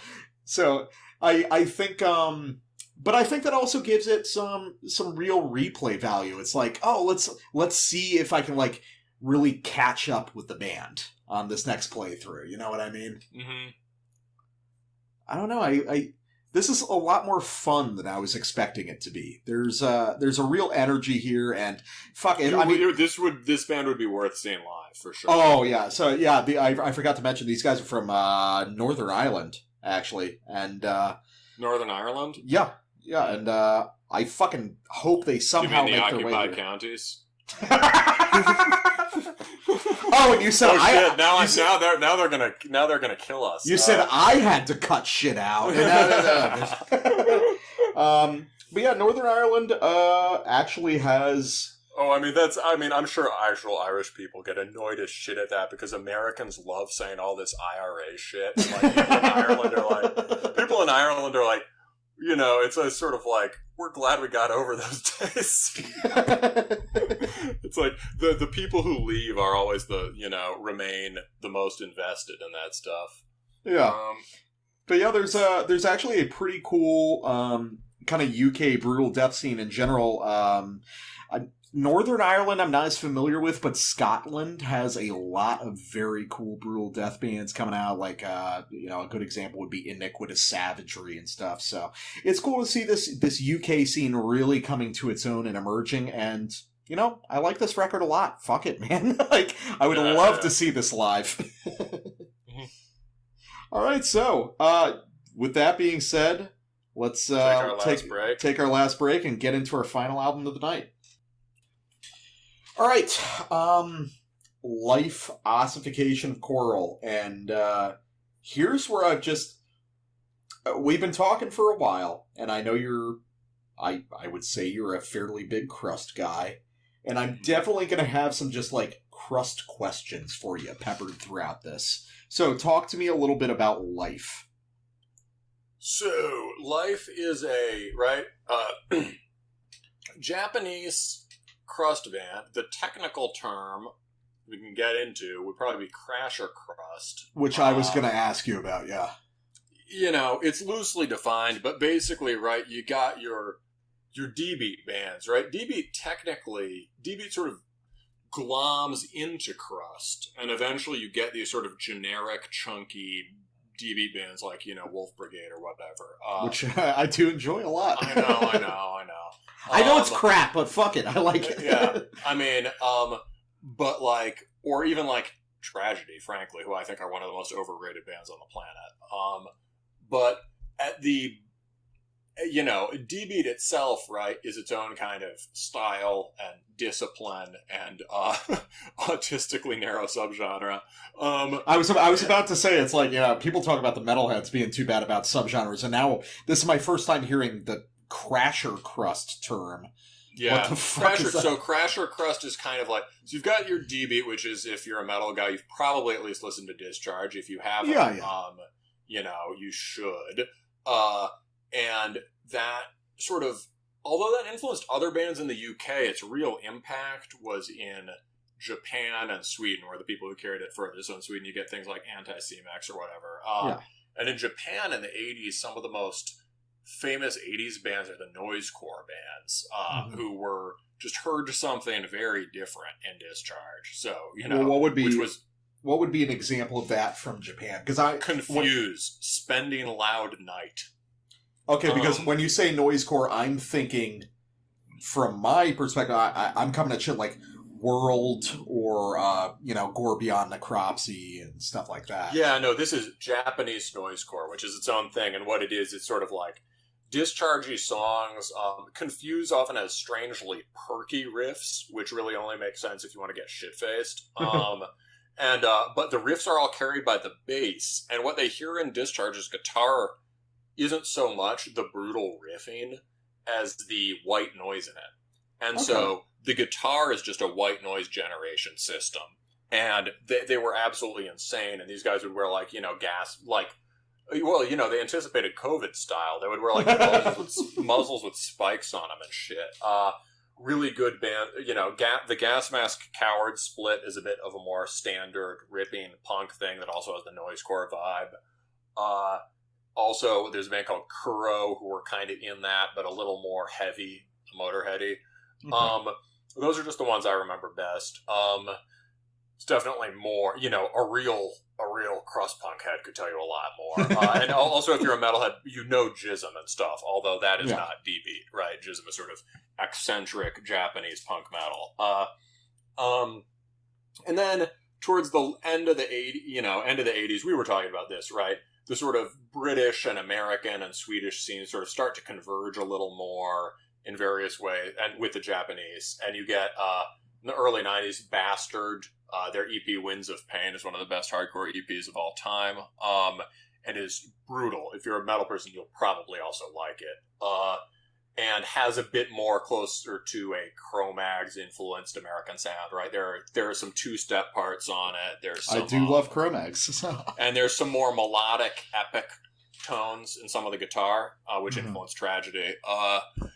And then in the 90s, you have bands like Disclose is like just a rigorous D-beat band. That's just what they do. They play D-beats. I never had that much time for it. But then you get these bands also that have this sort of blown out, noisy, heavy D-beat driven style that doesn't always stick with D-beats. And that's what like crasher-crust would be. So crasher-crust is kind of, as far as I can tell, crasher-crust is kind of like the basis for what becomes the generic crust sound, where it's like just sort of heavy, vaguely metallic punk stuff that would be mostly D beats and kind of what would be the generic crust sound? Would that be Skit System or or Wolf Brigade or whatever? When people started using the word crust for everything around, the 2010s. I've always gotten this impression that the way people use it now is crust is more of an aesthetic in production rather than now I mean a lot of those bands have really nice production. A lot of people just use it for any kind of metally punky stuff, which is annoying.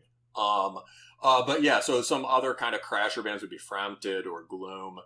But where Life is coming from, specifically Life was active at about that time in the mid or later 90s. They recorded this legendary album, The World Lies Across Them, in 99. I think that was released title. On... Yeah, it is, yeah. I mean, part of the great thing about Japanese punk especially, but also black metal and stuff, is the English, which I think they know, right? I mean, surely they found out by the mid to late 80s that these titles didn't make conventional sense, but they don't care.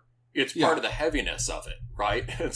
It's like they hear something different in the Western stuff, in the Western riffing, and they hear stuff different in the titles. So, although, you don't, the titles on The World Lies Across Them mostly aren't like them. But yeah, it's got an image to it, right? Yeah. An unusual poetic image. And what it is kind of very fast, bass driven, huge bass tone. It's brutally fuzzed out and noisy, but it's not really noisecore because there are riffs. It's not really D-beat because sometimes it's much faster than D-beat gets, and sometimes they're either pushing the D-beats to grindcore level speeds, or they're just playing Slayer beats or whatever. And they also have breakdowns, and sort of more things that are a little more like metal leads or whatever. And it's extremely dynamic, frantic, intense music. And every time I go back and listen to The World Lies Across Them, I'm like, why don't I listen to this like every week? And it's basically like, if you like aggressive, raw hardcore, you can't go wrong with that. But what's interesting and different, as far as I remember, at least I haven't gone back and listened to that one in a while. It's been reissued on this, I think, the name is Spanish, but it's from London. La vida es un mus discos punk or something.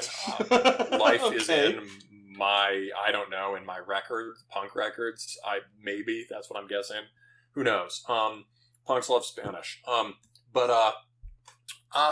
So what's different about this record is that it has a lot more stenchcore, which is another crust term I wanted to throw in there.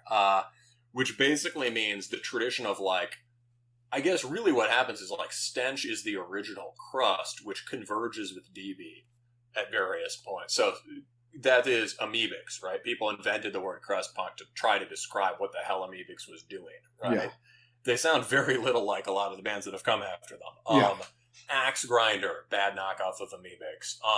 Deviated Instinct, fantastic band, one of my favorites, that sort of has the amoebics Deviated thing, Instinct is cool, yeah. Yes, adds in some grinding parts and some just more heavy metal-y parts that are... Deviated Instinct is extremely grim. Also one of the first bands to use a music box and a chainsaw at the beginning of a song. I'm sure not the last. Probably not, yeah.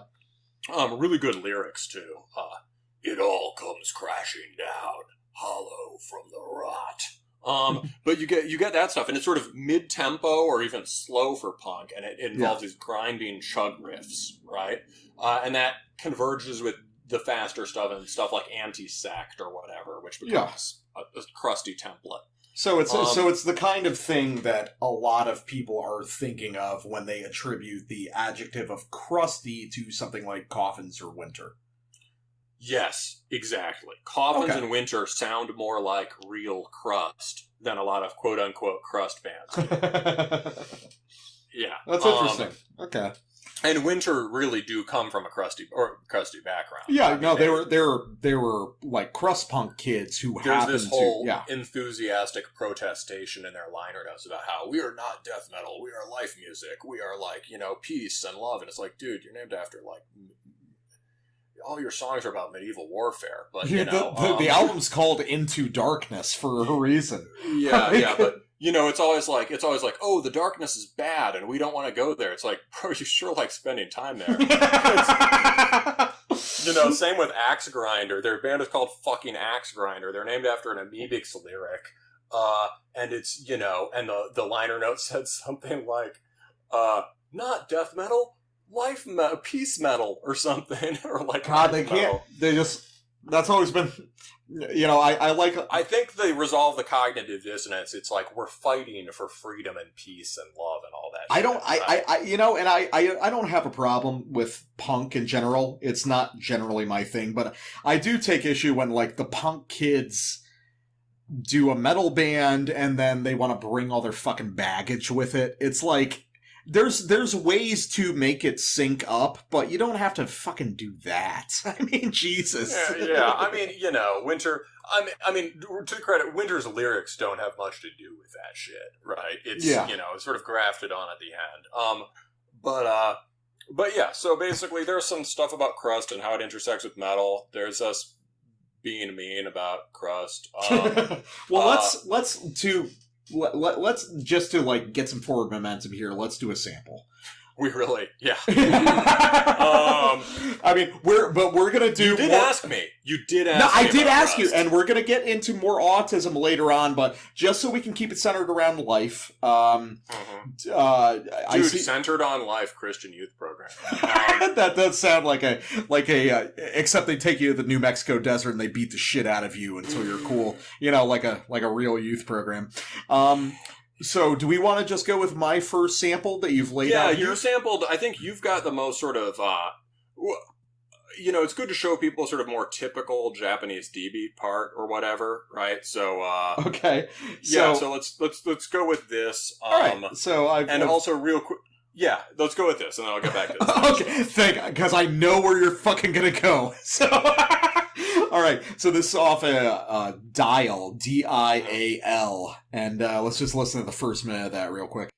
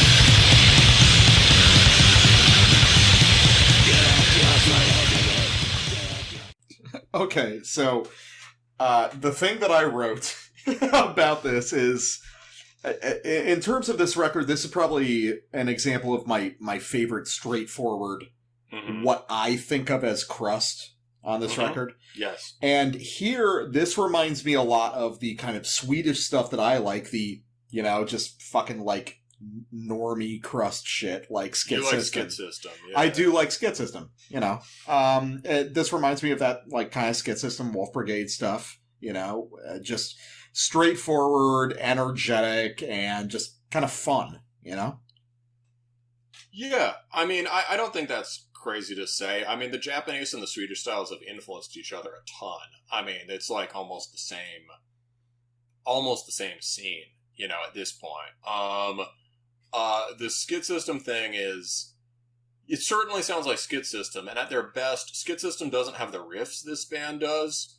They have kind of static riffing, but at their best, the drums are pushing the tempo so fast that it still has the intensity you want. Yeah. I think for this kind of music, there's a feeling I always come back to with this which I think of as like compression. This feeling of like trying to cram as much power as you can into a short interval of time or space.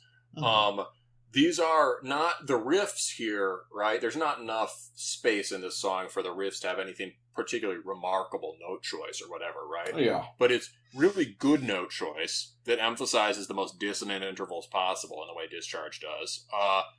And the drums are pushing the tempo so fast I have a hard time even telling if they're playing D beats. Which is, so, as in like the, doop-tap, doop-tap, doop-tap, doop-tap, doop-tap, doop-tap, doop-tap. Right? Sometimes it just sounds like a Slayer beat that's slightly swung. So, yeah, I mean, I think that's fair to say that it sounds the most sort of typically D beat. I think one reason I love this album is that it shines on the typical parts as well as the atypical parts. They can write a good ripping, as you say, fun, a good ripping and extremely aggressive sort of generally Discharge style song when they want to.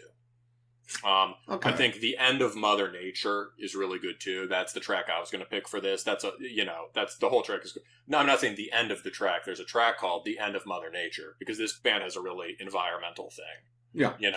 Which I think, that's, as far as metal people trying to relate to punk stuff, that's, we like nature. Black metal guys like nature. It's, so they're sort of coming up from this radical environmentalist vibe, and yeah. I mean, that's ostensibly what the record's about, the ossification of coral. Exactly, yeah. Really all deals with that. And so let's go to that track then, that I've got an excerpt from the Ossification of Coral, and this will show more of the stench influence here. Okay, cool. So let's just give that a try. I thought about sampling this also, like the first minute and a half, so all right, we're on to something. All right, let's try that out.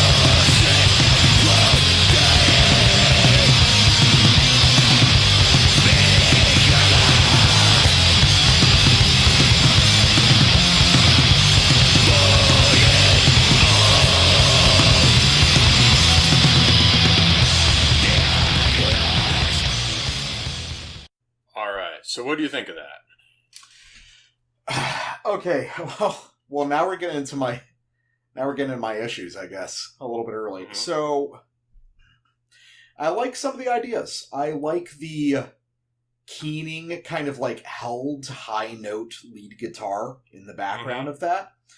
I really like the way the song opens. It's, this kind of like doomy, clean guitar piece that's really cool. But I guess, and this is going to be my theme for the record, I don't like how it just snaps into what to me is a very conventional crust pattern and doesn't really have any mood beyond being conventional crust. Like, I guess my issue is with crust as a genre rather than this band in particular, in that, okay, so Life are super environmentalists. This is like an environmentalist record. We're talking very specifically in that punk style about the ossification of coral and shit. Why does it sound like every other crust song? Do you get what I'm saying? It's like there's no reification of the themes that they say are so important. Reification of coral. Yeah. It's like that's the that's the Marxist version of this song. Right? It's yeah, but I guess what I'm saying is like, oh, you have reified coral, my friend. But it's like, no, that's like a Marxist criticism of environmental people. They'll be like, don't you know there's nothing outside of culture, nature? What is that? Anyway, keep going. Well, so I guess that's just my thing with crust. Is like, okay, so you can have less serious crust, like Skit System or Wolf Brigade, and you can have, more serious crust that's about, like, serious political issues. And, when it comes to political shit, enjoy yourself. Fucking do it. I just want you to express your ideas well. But the reality is, like, with most crust shit, be it political or not, be it party crust or serious crust, the same musical ideas are being used in both. And it seems very restrictive, and they're not conveying any sort of, like, musical message to me. You know what I mean? I guess. So you want it to be like, I feel like you want it, there's a kind of thing you want it to sound like, which I guess you'd call neo-crust or something. Well, I mean, there really, are bands out of stuff that has more melodies and sounds kind of screamo-y. I want it to sound like Stormcrow or something for this kind of stuff, Like, I could never get into Stormcrow back in the day. I really like Stormcrow, but yeah. Those bands that have the more atmospheric medievalism and the Skaven or something. The Stormcrow did a split with Skaven, yeah. I think with a lot of crust stuff, it's about subtleties in the playing. Because the parameters are very strict. Maybe you just, and I think also because you're coming at it from sort of outside this tradition. Oh, definitely, yeah. You want something that instantly sets it off from other stuff you've heard, right? Whereas if either of us listen to a black or a death metal record, like, we can tell the difference between different rhythm riffs and tell which one's the slight variation is better or whatever. This, to me, it's about slight variations in the note choice and the overall arrangements, and it's about the playing. So to me, the idea that they have this, I like the sprawling epic intro, that's closer to what you want to hear, like the strong. Yeah, no, definitely. I was going to sample that first minute. The bass fill I love. And that's, wow, a dead fly just fell out of the air on me. Nice. Yeah, I wish my roommate hadn't let maggots grow in his cat litter. Yeah, too much death metal for this guy. Oh fuck, now it's wriggling. Fuck you. Okay, luckily I had I was using a grief postcard as my custom here, so I just crushed it. There, we've got a crusty quota up today. There you go. Yeah. Shout out to Fuck Yoga Records, excellent label. But the ossification. There's fly blood on it. All right. It's I think what yeah, I wonder what killed it. Anyway, I think that ripping bass fill, right? The bluesy bass fill points out the fact that a lot of the Japanese bands are way better musicians. Speaking of slumming, way better musicians than their American counterparts or their Swedish counterparts. Not necessarily like, virtuosos or whatever, but that they're like... They're talented, yeah. they're practiced at this music. Japanese people often wait until their late 20s to form bands, and especially to start releasing music. It's like a discipline there, in a way that might surprise Americans or whatever. It's part of what makes them good. But so that ripping bass thing is cool. It gets at the rock and roll undertone in a lot of stench, which some people don't like. There's a fair amount of like kind of Motorhead isms. Yeah, if you want the full amoebic spectrum of sound, on the one hand, it's pointing toward Bolt Thrower, and there are some good bands that sound like that. On the other hand, Sanctum was a good one. On the other hand, it's pointing back to rock and roll. And there's a band from Russia called Fatum, who I love. Fatum's Edge of the Wild is like some of the most fun you could have with a Crust record, where it's extremely Bolt Thrower and extremely rock and roll at once. That's my alarm telling me to order takeout in a sec. So and this has some of that to me, the rock and roll thing. And I like the way it plummets into that standard chugging crust riff. Is that standard chugging crust riff particularly original? No. But I like the drop into it, and I like the way it's played, because let me tell you, if you listen to more stuff like this, you can hear bands trying to play that riff, and it sounds utterly lifeless. And I guess I wasn't expecting that level of atmosphere here. Like, I often tend not to like the more, quote, atmospheric crust, or the neo-crust stuff. Although there are a lot of really interesting neo-crust bands coming out of Japan on Long Legs, Long Arms that have this kind of parallel universe black metal influence, and screamo kind of thing. We've talked about how like Japanese screamo just sounds like black metal. Sort of, yeah. Swarm. It is their black metal, yeah. The other thing I like is that often, Life is more to the D-beat side of things than the stench side of things. And so it's often unusual to hear the songs are dominated by fast thrashing parts. Yeah. So even hearing a triplet break in something like that is cool.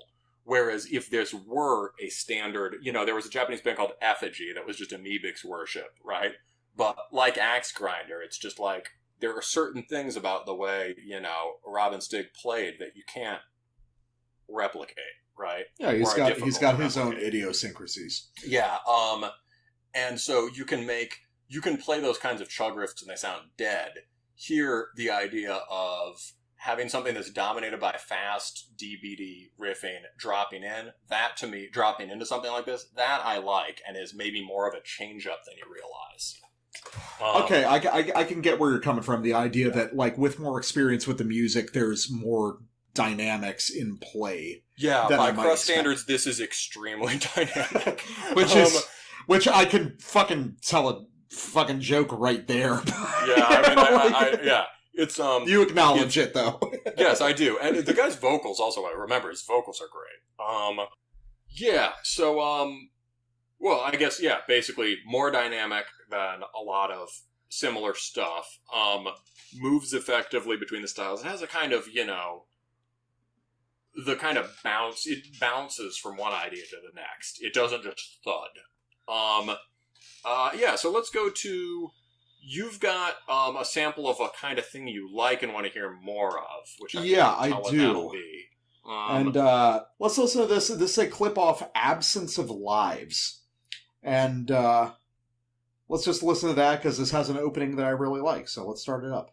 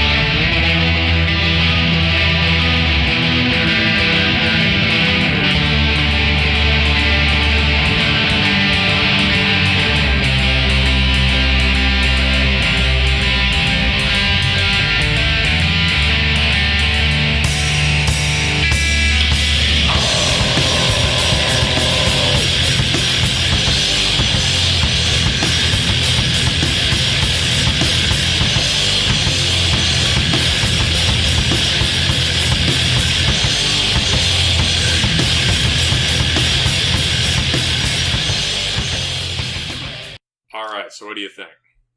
I love that intro because that's one of the most emotive parts on the record to me. Super fruity.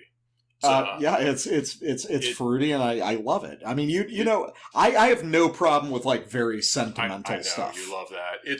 To me, it's like it's a gesture at a certain kind of thing that amoebics and bands like that do. Yeah, I honestly like that's one of the parts I'm least crazy about, just because I feel like you could play a riff like that with slightly more inventive note choice instead of just root fifth. You know, I feel like the fact that it's just like a DSBM riff or a emo riff. Yeah, it is. And I think the fact, I mean, for me, what makes it compelling is the fact that it just is what it is. They're not trying to be inventive. You're going for just an emotion. You know what causes that emotion. And that's been part of punk to me, if that makes sense. You know, like, your directness. A directness, a sense of, you know, it's kind of hard to describe. You know, a pleasant lack of pretense, and pretense is the wrong word, but you get what I mean. I like that part. So I like that part. See, I think you like that part. I like that part as it works in the song, because the drop at the end of that is crushing. Yeah, the drop is crushing, but here's, if we want to get really specific, that drop would be more crushing if they were using the root notes of their arpeggio for the following riff. I like the shift to dissonance. It's, you know... I get you. And part of the style is sort of insisting on these kinds of root note chug riffs. I get that, but I guess here's the spicy take. Here's the spicy take for this record. If you're doing message music, which this is, you've got an environmentalist and like a leftist political message. If you're that invested in that being the essence of the art that you create, which is perfectly fine, what does it say when you're like, we want to express this message, but we won't go outside the conventions of the genre to do it? You know, I don't know. Yeah, I guess that just idea is so foreign to punk that like it almost doesn't compute to me. It's like, you know, I think if you come at it with an idea of how it should sound or whatever, I can see that making sense. There are bands, you know, here's another thing. There are bands that do what you want and you would hate them. There's a whole subgenre of sort of you know, there are also bands that do that are good. I mean, there are some good melodic crust bands, but like just things from the early 2000s, like Fall of Afrafa, or just I remember hearing some Fall of Afrafa and actually enjoying it. Yeah, Watership Down. It's this extraordinarily sentimental music that's always wants to tell you how special it is. Like, this is just, it's like we are the last flower growing amidst the ruins of the apocalypse. And if we just take this moment to like reach out and touch our hearts, we can sort of be as one and save the crying wolf. And you know, it sentimentalizes nature. Fuck it, at least they commit, you know? I mean, I get that. They often have violinists, bro. Good. Fuck it. So like, I guess like I don't put as much into like this like fucking like genre mercantilism. No, but they also sound bad. They sound bad, and you would think they sound bad. No, too. I've heard of Fall of Afrafa, and I liked it. Jesus Christ! It's overloaded with pretense. It's you know, collapses under its own weight. It's not punk. I mean, I guess I can get where you're getting at with that, but maybe I'm just not that committed to the idea of it being punk. Like, if you want to do message music, like, then fucking do message music. Fucking embrace that as the fundamental creative drive. Why can't the choral sound like a sick chug riff? Because the choral doesn't fucking sound like a sick chug riff. I know. I mean, this gets back to what we've been talking about, basically. What we were talking about at the beginning, too, is that just in general, if there's, you know, if I'm willing to go with you about there being some constitutive problem with aesthetics in punk, it's just a general feeling often of, regardless of which direction you're coming from, kind of a dissonance between how the music sounds and the ideas being expressed. right? Yeah, I guess that's my primary issue. Crass sounds exactly how you'd expect them to sound, right? Or like Chaos UK or something. Yeah, exactly. Yeah, Chaos UK sounds chaotic. A lot of these bands do sound have a kind of, but some of them do not, right? This and yeah, you're right to say this band isn't simply trying to be chaotic and whatever, right? So, or the lyrics aren't just about being kind of like rebellious, being a punk, difficult to discipline. Dude, really good song title though. Every Proof of Existence Became Fusion. That's cool. That is very cool. Yeah. Also, Same as War. That's good. Okay, so we've talked a little bit about my issues and your responses to kind of like my top-down issues with crust, but let's get to your last sample. Authoritarian issues with crust. Yeah, my fucking authoritarian issues with crust. Fucking step off. All right, so let's get to this last one though. You got something off. All we're trying to do is chill here with our dogs, man. By the tracks, right? Just because we got some 40s open, you think we're doing some weird shit, man. So we've got one more example, right? Yeah, and this is right after my sequence from Absence of Lives. Also, just for our metalhead listeners, crusties make lots of jokes about crusties too, and when a lot of people hear the word crust punk, they think of people that crusties call oogles. Crusties also all call each other oogles as a joke, but like an oogle is the kind of like train hop or lowlife or whatever. A lot of crusties train hop at some point. Some of the most annoying crusties don't train hop at all. They just stay in one place and beg. They're like, there's definitely a kind of person that gets called a crusty who's just in it for the drugs. But there are lots of different kinds of people who would be called a crusty or play crust punk, and the people in life are certainly not the hanging out in the gutter with the dogs kind of crusty.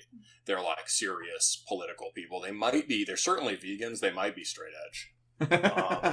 Not any crusty I've ever met, but there's some. I just remember that they have some super serious disciplined militant thing going on. I mean, I can get behind that. That's fine. Yeah, I'm cool with that. Yeah. Yeah, no, disciplined is good. Yeah, it's good. It's fine. And eco is good. I'm into that. Yeah. So yeah, for sure. So anyway, let's get to this last part of Absence of Lives that you wanted to show right after my part.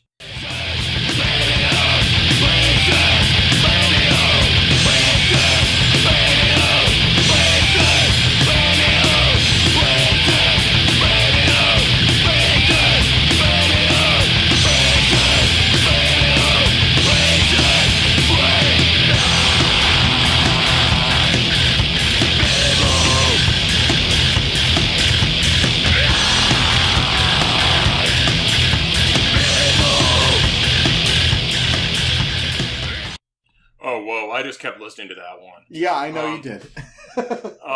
Shit.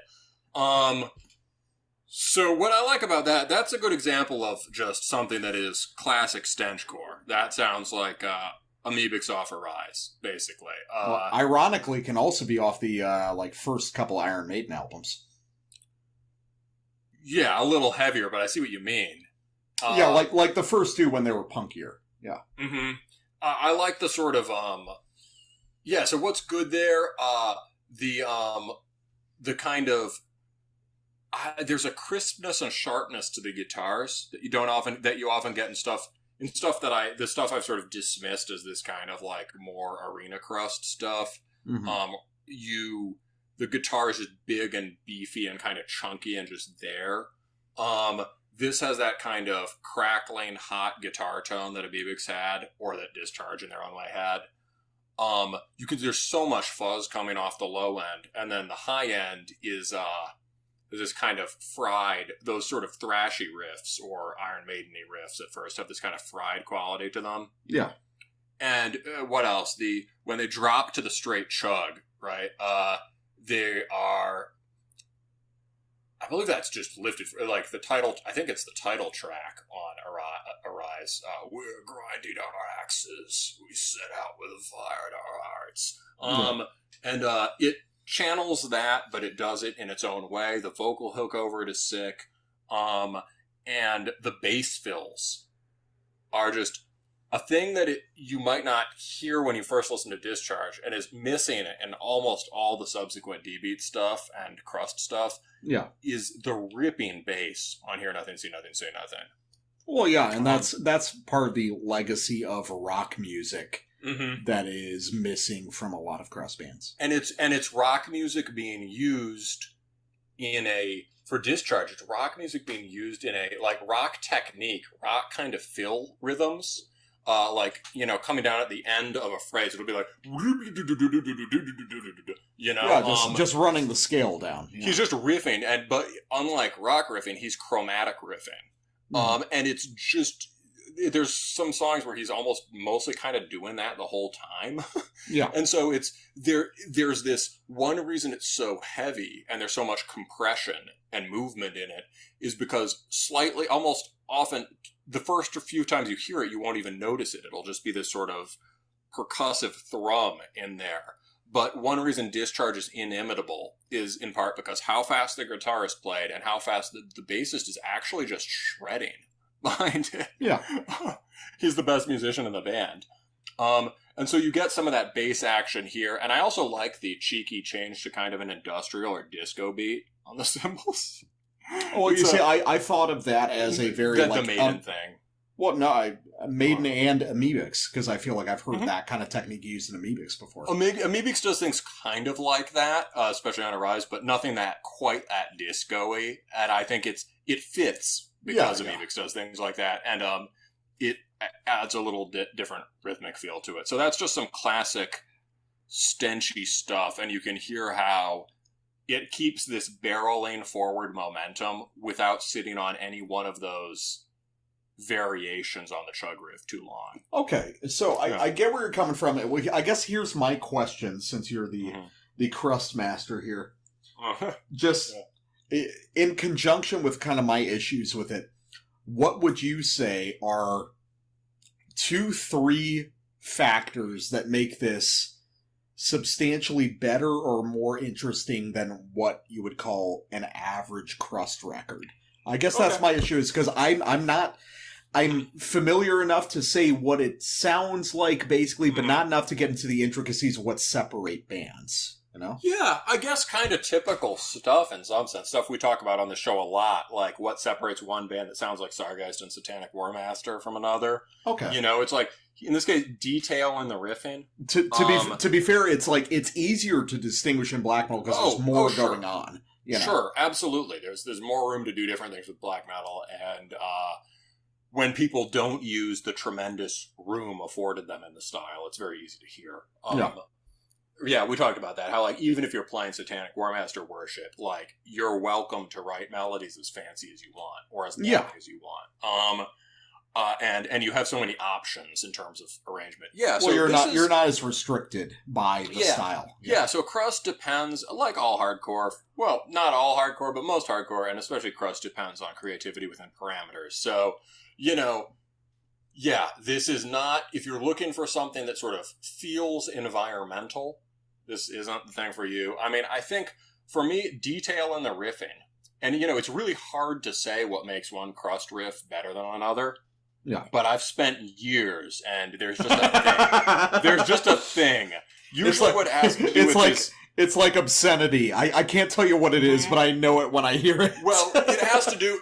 You know what it is? When I was younger, I thought too much about note choice. And so there were a lot of bands, like, say, I might have to go back to Stormcrow now, but I thought too much about note choice. You know, with this crust stuff, there's only so much you can do, right? It has to do with note choice, but also has to do with little fine things of timing that make your riff maybe not something nobody's ever played before. You could probably find things that sound a hell of a lot like any one of the riffs on these albums anywhere else. Mm-hmm. But it makes them distinctive, and it gives them a clear form, not a vague form. And there are vague, shapeless crust riffs that often... So here's a good example of a bad crust riff. I've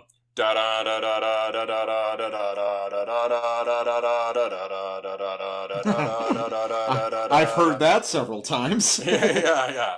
And, you know, you'll hear things that sound kind of like that on this album, but they all have a different touch. You know, leaning too hard on 1, flat 7, you know, flat 2, or whatever, right? Yeah. You know, da-da-da. You can do that in some war metal stuff if you make it really ignorant. In crust, that's hard. So use some more dissonant intervals. I like how the riff you use as an example is just every Skid System riff. That's why I don't think Skid System is great. Exactly. Oh, and that's a thing that the Swedish bands do that I don't like, is segmented riffs. So they have, often you'll finish da da da da da da da da da da da da da da da. The pattern follows pretty neatly. It's almost like chord changes. You're basically following the measure, right? Mm-hmm. It's like riffs will either go 1 measure or 2 measures. They end at the end of measures or at really intuitive, like halfway through points, things like that. So let's see if I can do it off the top of my head.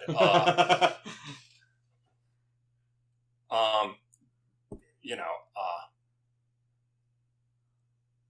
here, I wrote this one years ago. So I still, if you're listening out there, don't steal this riff. I'll kill you.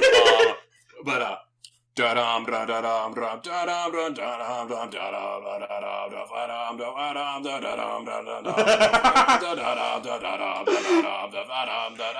pretty sure 20 bands stole that before you got to it. Fuck the bastards. No, it's you know, that one is closer to a segmented riff. It sits on the intervals longer, but okay, so I think some of the discharge ones like have more propulsion in them. You're playing off the syncopation in the drums, so something that's rhythmically more like.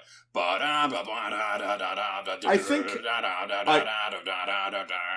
think I get a certain quality you're talking about, and I feel like what you're referring to is you don't want your crust to be arranged in the way that a metal song is. Maybe, yeah. And also just don't sit on chords and expect them to do the work for you. And if you do, there has to be some kind of extreme neck-snapping tension built into the relations between the chords. Because what you seem to be describing to me is the idea of these kind of guitar textures. There's a melody, but the melody is not so important as the rhythm and the timbre of it kind of sliding across the surface of like the drum line. Do you understand what I'm saying? Yeah, it's how it all meshes, and it also has to do with the guitarist, you know? So you can play a D-beat riff like da-dong, da-da-dong, da-da-dong. I've written 20, yeah. Right. So you can do, and sometimes the Swedish bands play so fast it sounds like that, but isn't. But I think a lot of the time that's what they're doing, and certainly a lot of the big, more arena crust bands do that, right? So, and again, if the songwriting's really good, maybe you can, but usually you've got to at least do da-dong, da-dong, da-dong, you know, da-dong, da-dong, da-dong, da-dong, da-dong. Or some bands seem to do like dun-dun-dun, dun-dun-dun-dun-dun. Just for clarification, because I've heard the term so many times, how would you describe arena crust? Because from a lot of people that I've talked to online, they seem to use it for a crust band I don't like, you know? You know, another thing you could do, right? You change the rhythms within. There are different kinds of D-beat phrases, so you could do a riff like dong da da dong da dong da dong da dong da dong da dong da dong da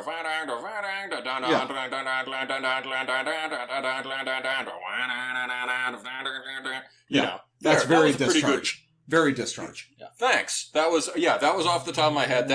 I walk around just sort of like humming these things like a goon. When I don't have headphones. It's just but yeah, exactly. So that has 3 different kinds of rhythms of D-beat riff in it, and it has it had some movement in the intervals, some intense syncopation. So you can see, and some extremely dissonant intervals. So that's my idea of a pretty damn, you know, I wouldn't say I just wrote an A+ crust riff. Well, what's funny is, you know, in a sense, it could also be a Coffins riff. You know? Well, yeah, but I love Coffins, right? And yeah. Coffins is just, in some sense, Coffins is a really good crust band. Right? Well, yeah. No, they definitely are. Coffin make a virtue out of the sort of, you can hear with them the syncopation in the riffing that other bands leave out. So they play really slow, but yeah, they're doing the groove. So yeah, you still hear those extra syncopated notes. Da-dong, da-dong, da-dong, da-dong, da-dong, da-dong. Yeah, it's authentically crusty, despite the fact that it's played in a half time. You know. Mm-hmm. Okay, so here's some. You wanted to say something else? Yeah. Oh no. Yeah. Maybe asking Arena about Crust. Arena Crust that is not just a crust band I don't like or who is too popular. You know. I don't know if there's a platonic ideal of Arena Crust. I mean, my guess would be Dysphere. You know? Yeah, well, Dysphere is, and the problem is that Dysphere is a really good band. They're just not very authentic or their early stuff actually is a really good example of that kind of tense, high compression crust riffing. But that's not what anyone listens to. Yeah. Soul Scars and A Brutal Sight of War are great, and I've listened to them a ton. No, we played the horns like a bunch of episodes ago. Yeah, like some ignorant goons. It's fucking sick. It's so fun. With the horns, the world is set to blaze. Yeah, no, you reminded me how much I love that song. Going down in flames. Yeah, that's great. I actually remember I was sort of mentored by a guy who was kind of a dick to me, but kind of a friend to me, who was really into crust shit, and he, I'm sorry, I can only think of this being a Spartan situation where you had to have sex with him. I mean, let's just, if that were the case, I don't know if he would have been the top. No, he was just, he was a cool dude, but we didn't totally get along, right? Yeah. And he was older than me, so he'd patronize me a bit. I remember telling him about, like, oh yeah, I really like Dysphere and shit. And I was like, it became clear that I was talking about the new Dysphere, and he was like, oh, the new Dysphere. And then I went back and listened to the old shit, and it was great. It's, the old shit is as far as I haven't really gone back and listened to Disclose in a long time, so Disclose does it. Maybe some other I don't think Antigenesis does. The first Dysphere is in riffing style about as close as you could get to new songs from Hear Nothing, See Nothing, Say Nothing, but with just a little bit of added sort of frantic energy and added dissonance where you can hear that Swedish death metal has happened in the intervals, Yeah. But the early Dysphere rips, what Arena Crust, like, I would say Black Breath, right?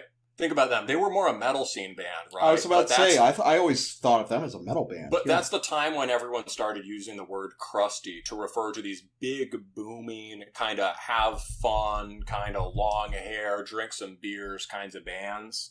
Lots of colored tattoos bands.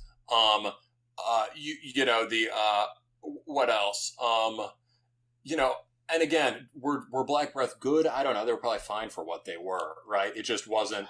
It just triggered me that it wasn't crust. Well, I mean, would they call the sort of like Wolf Brigade is definitely Arena Crust. Okay. Wolf Brigade has those little poorly written melodeath hooks in it that make it candier.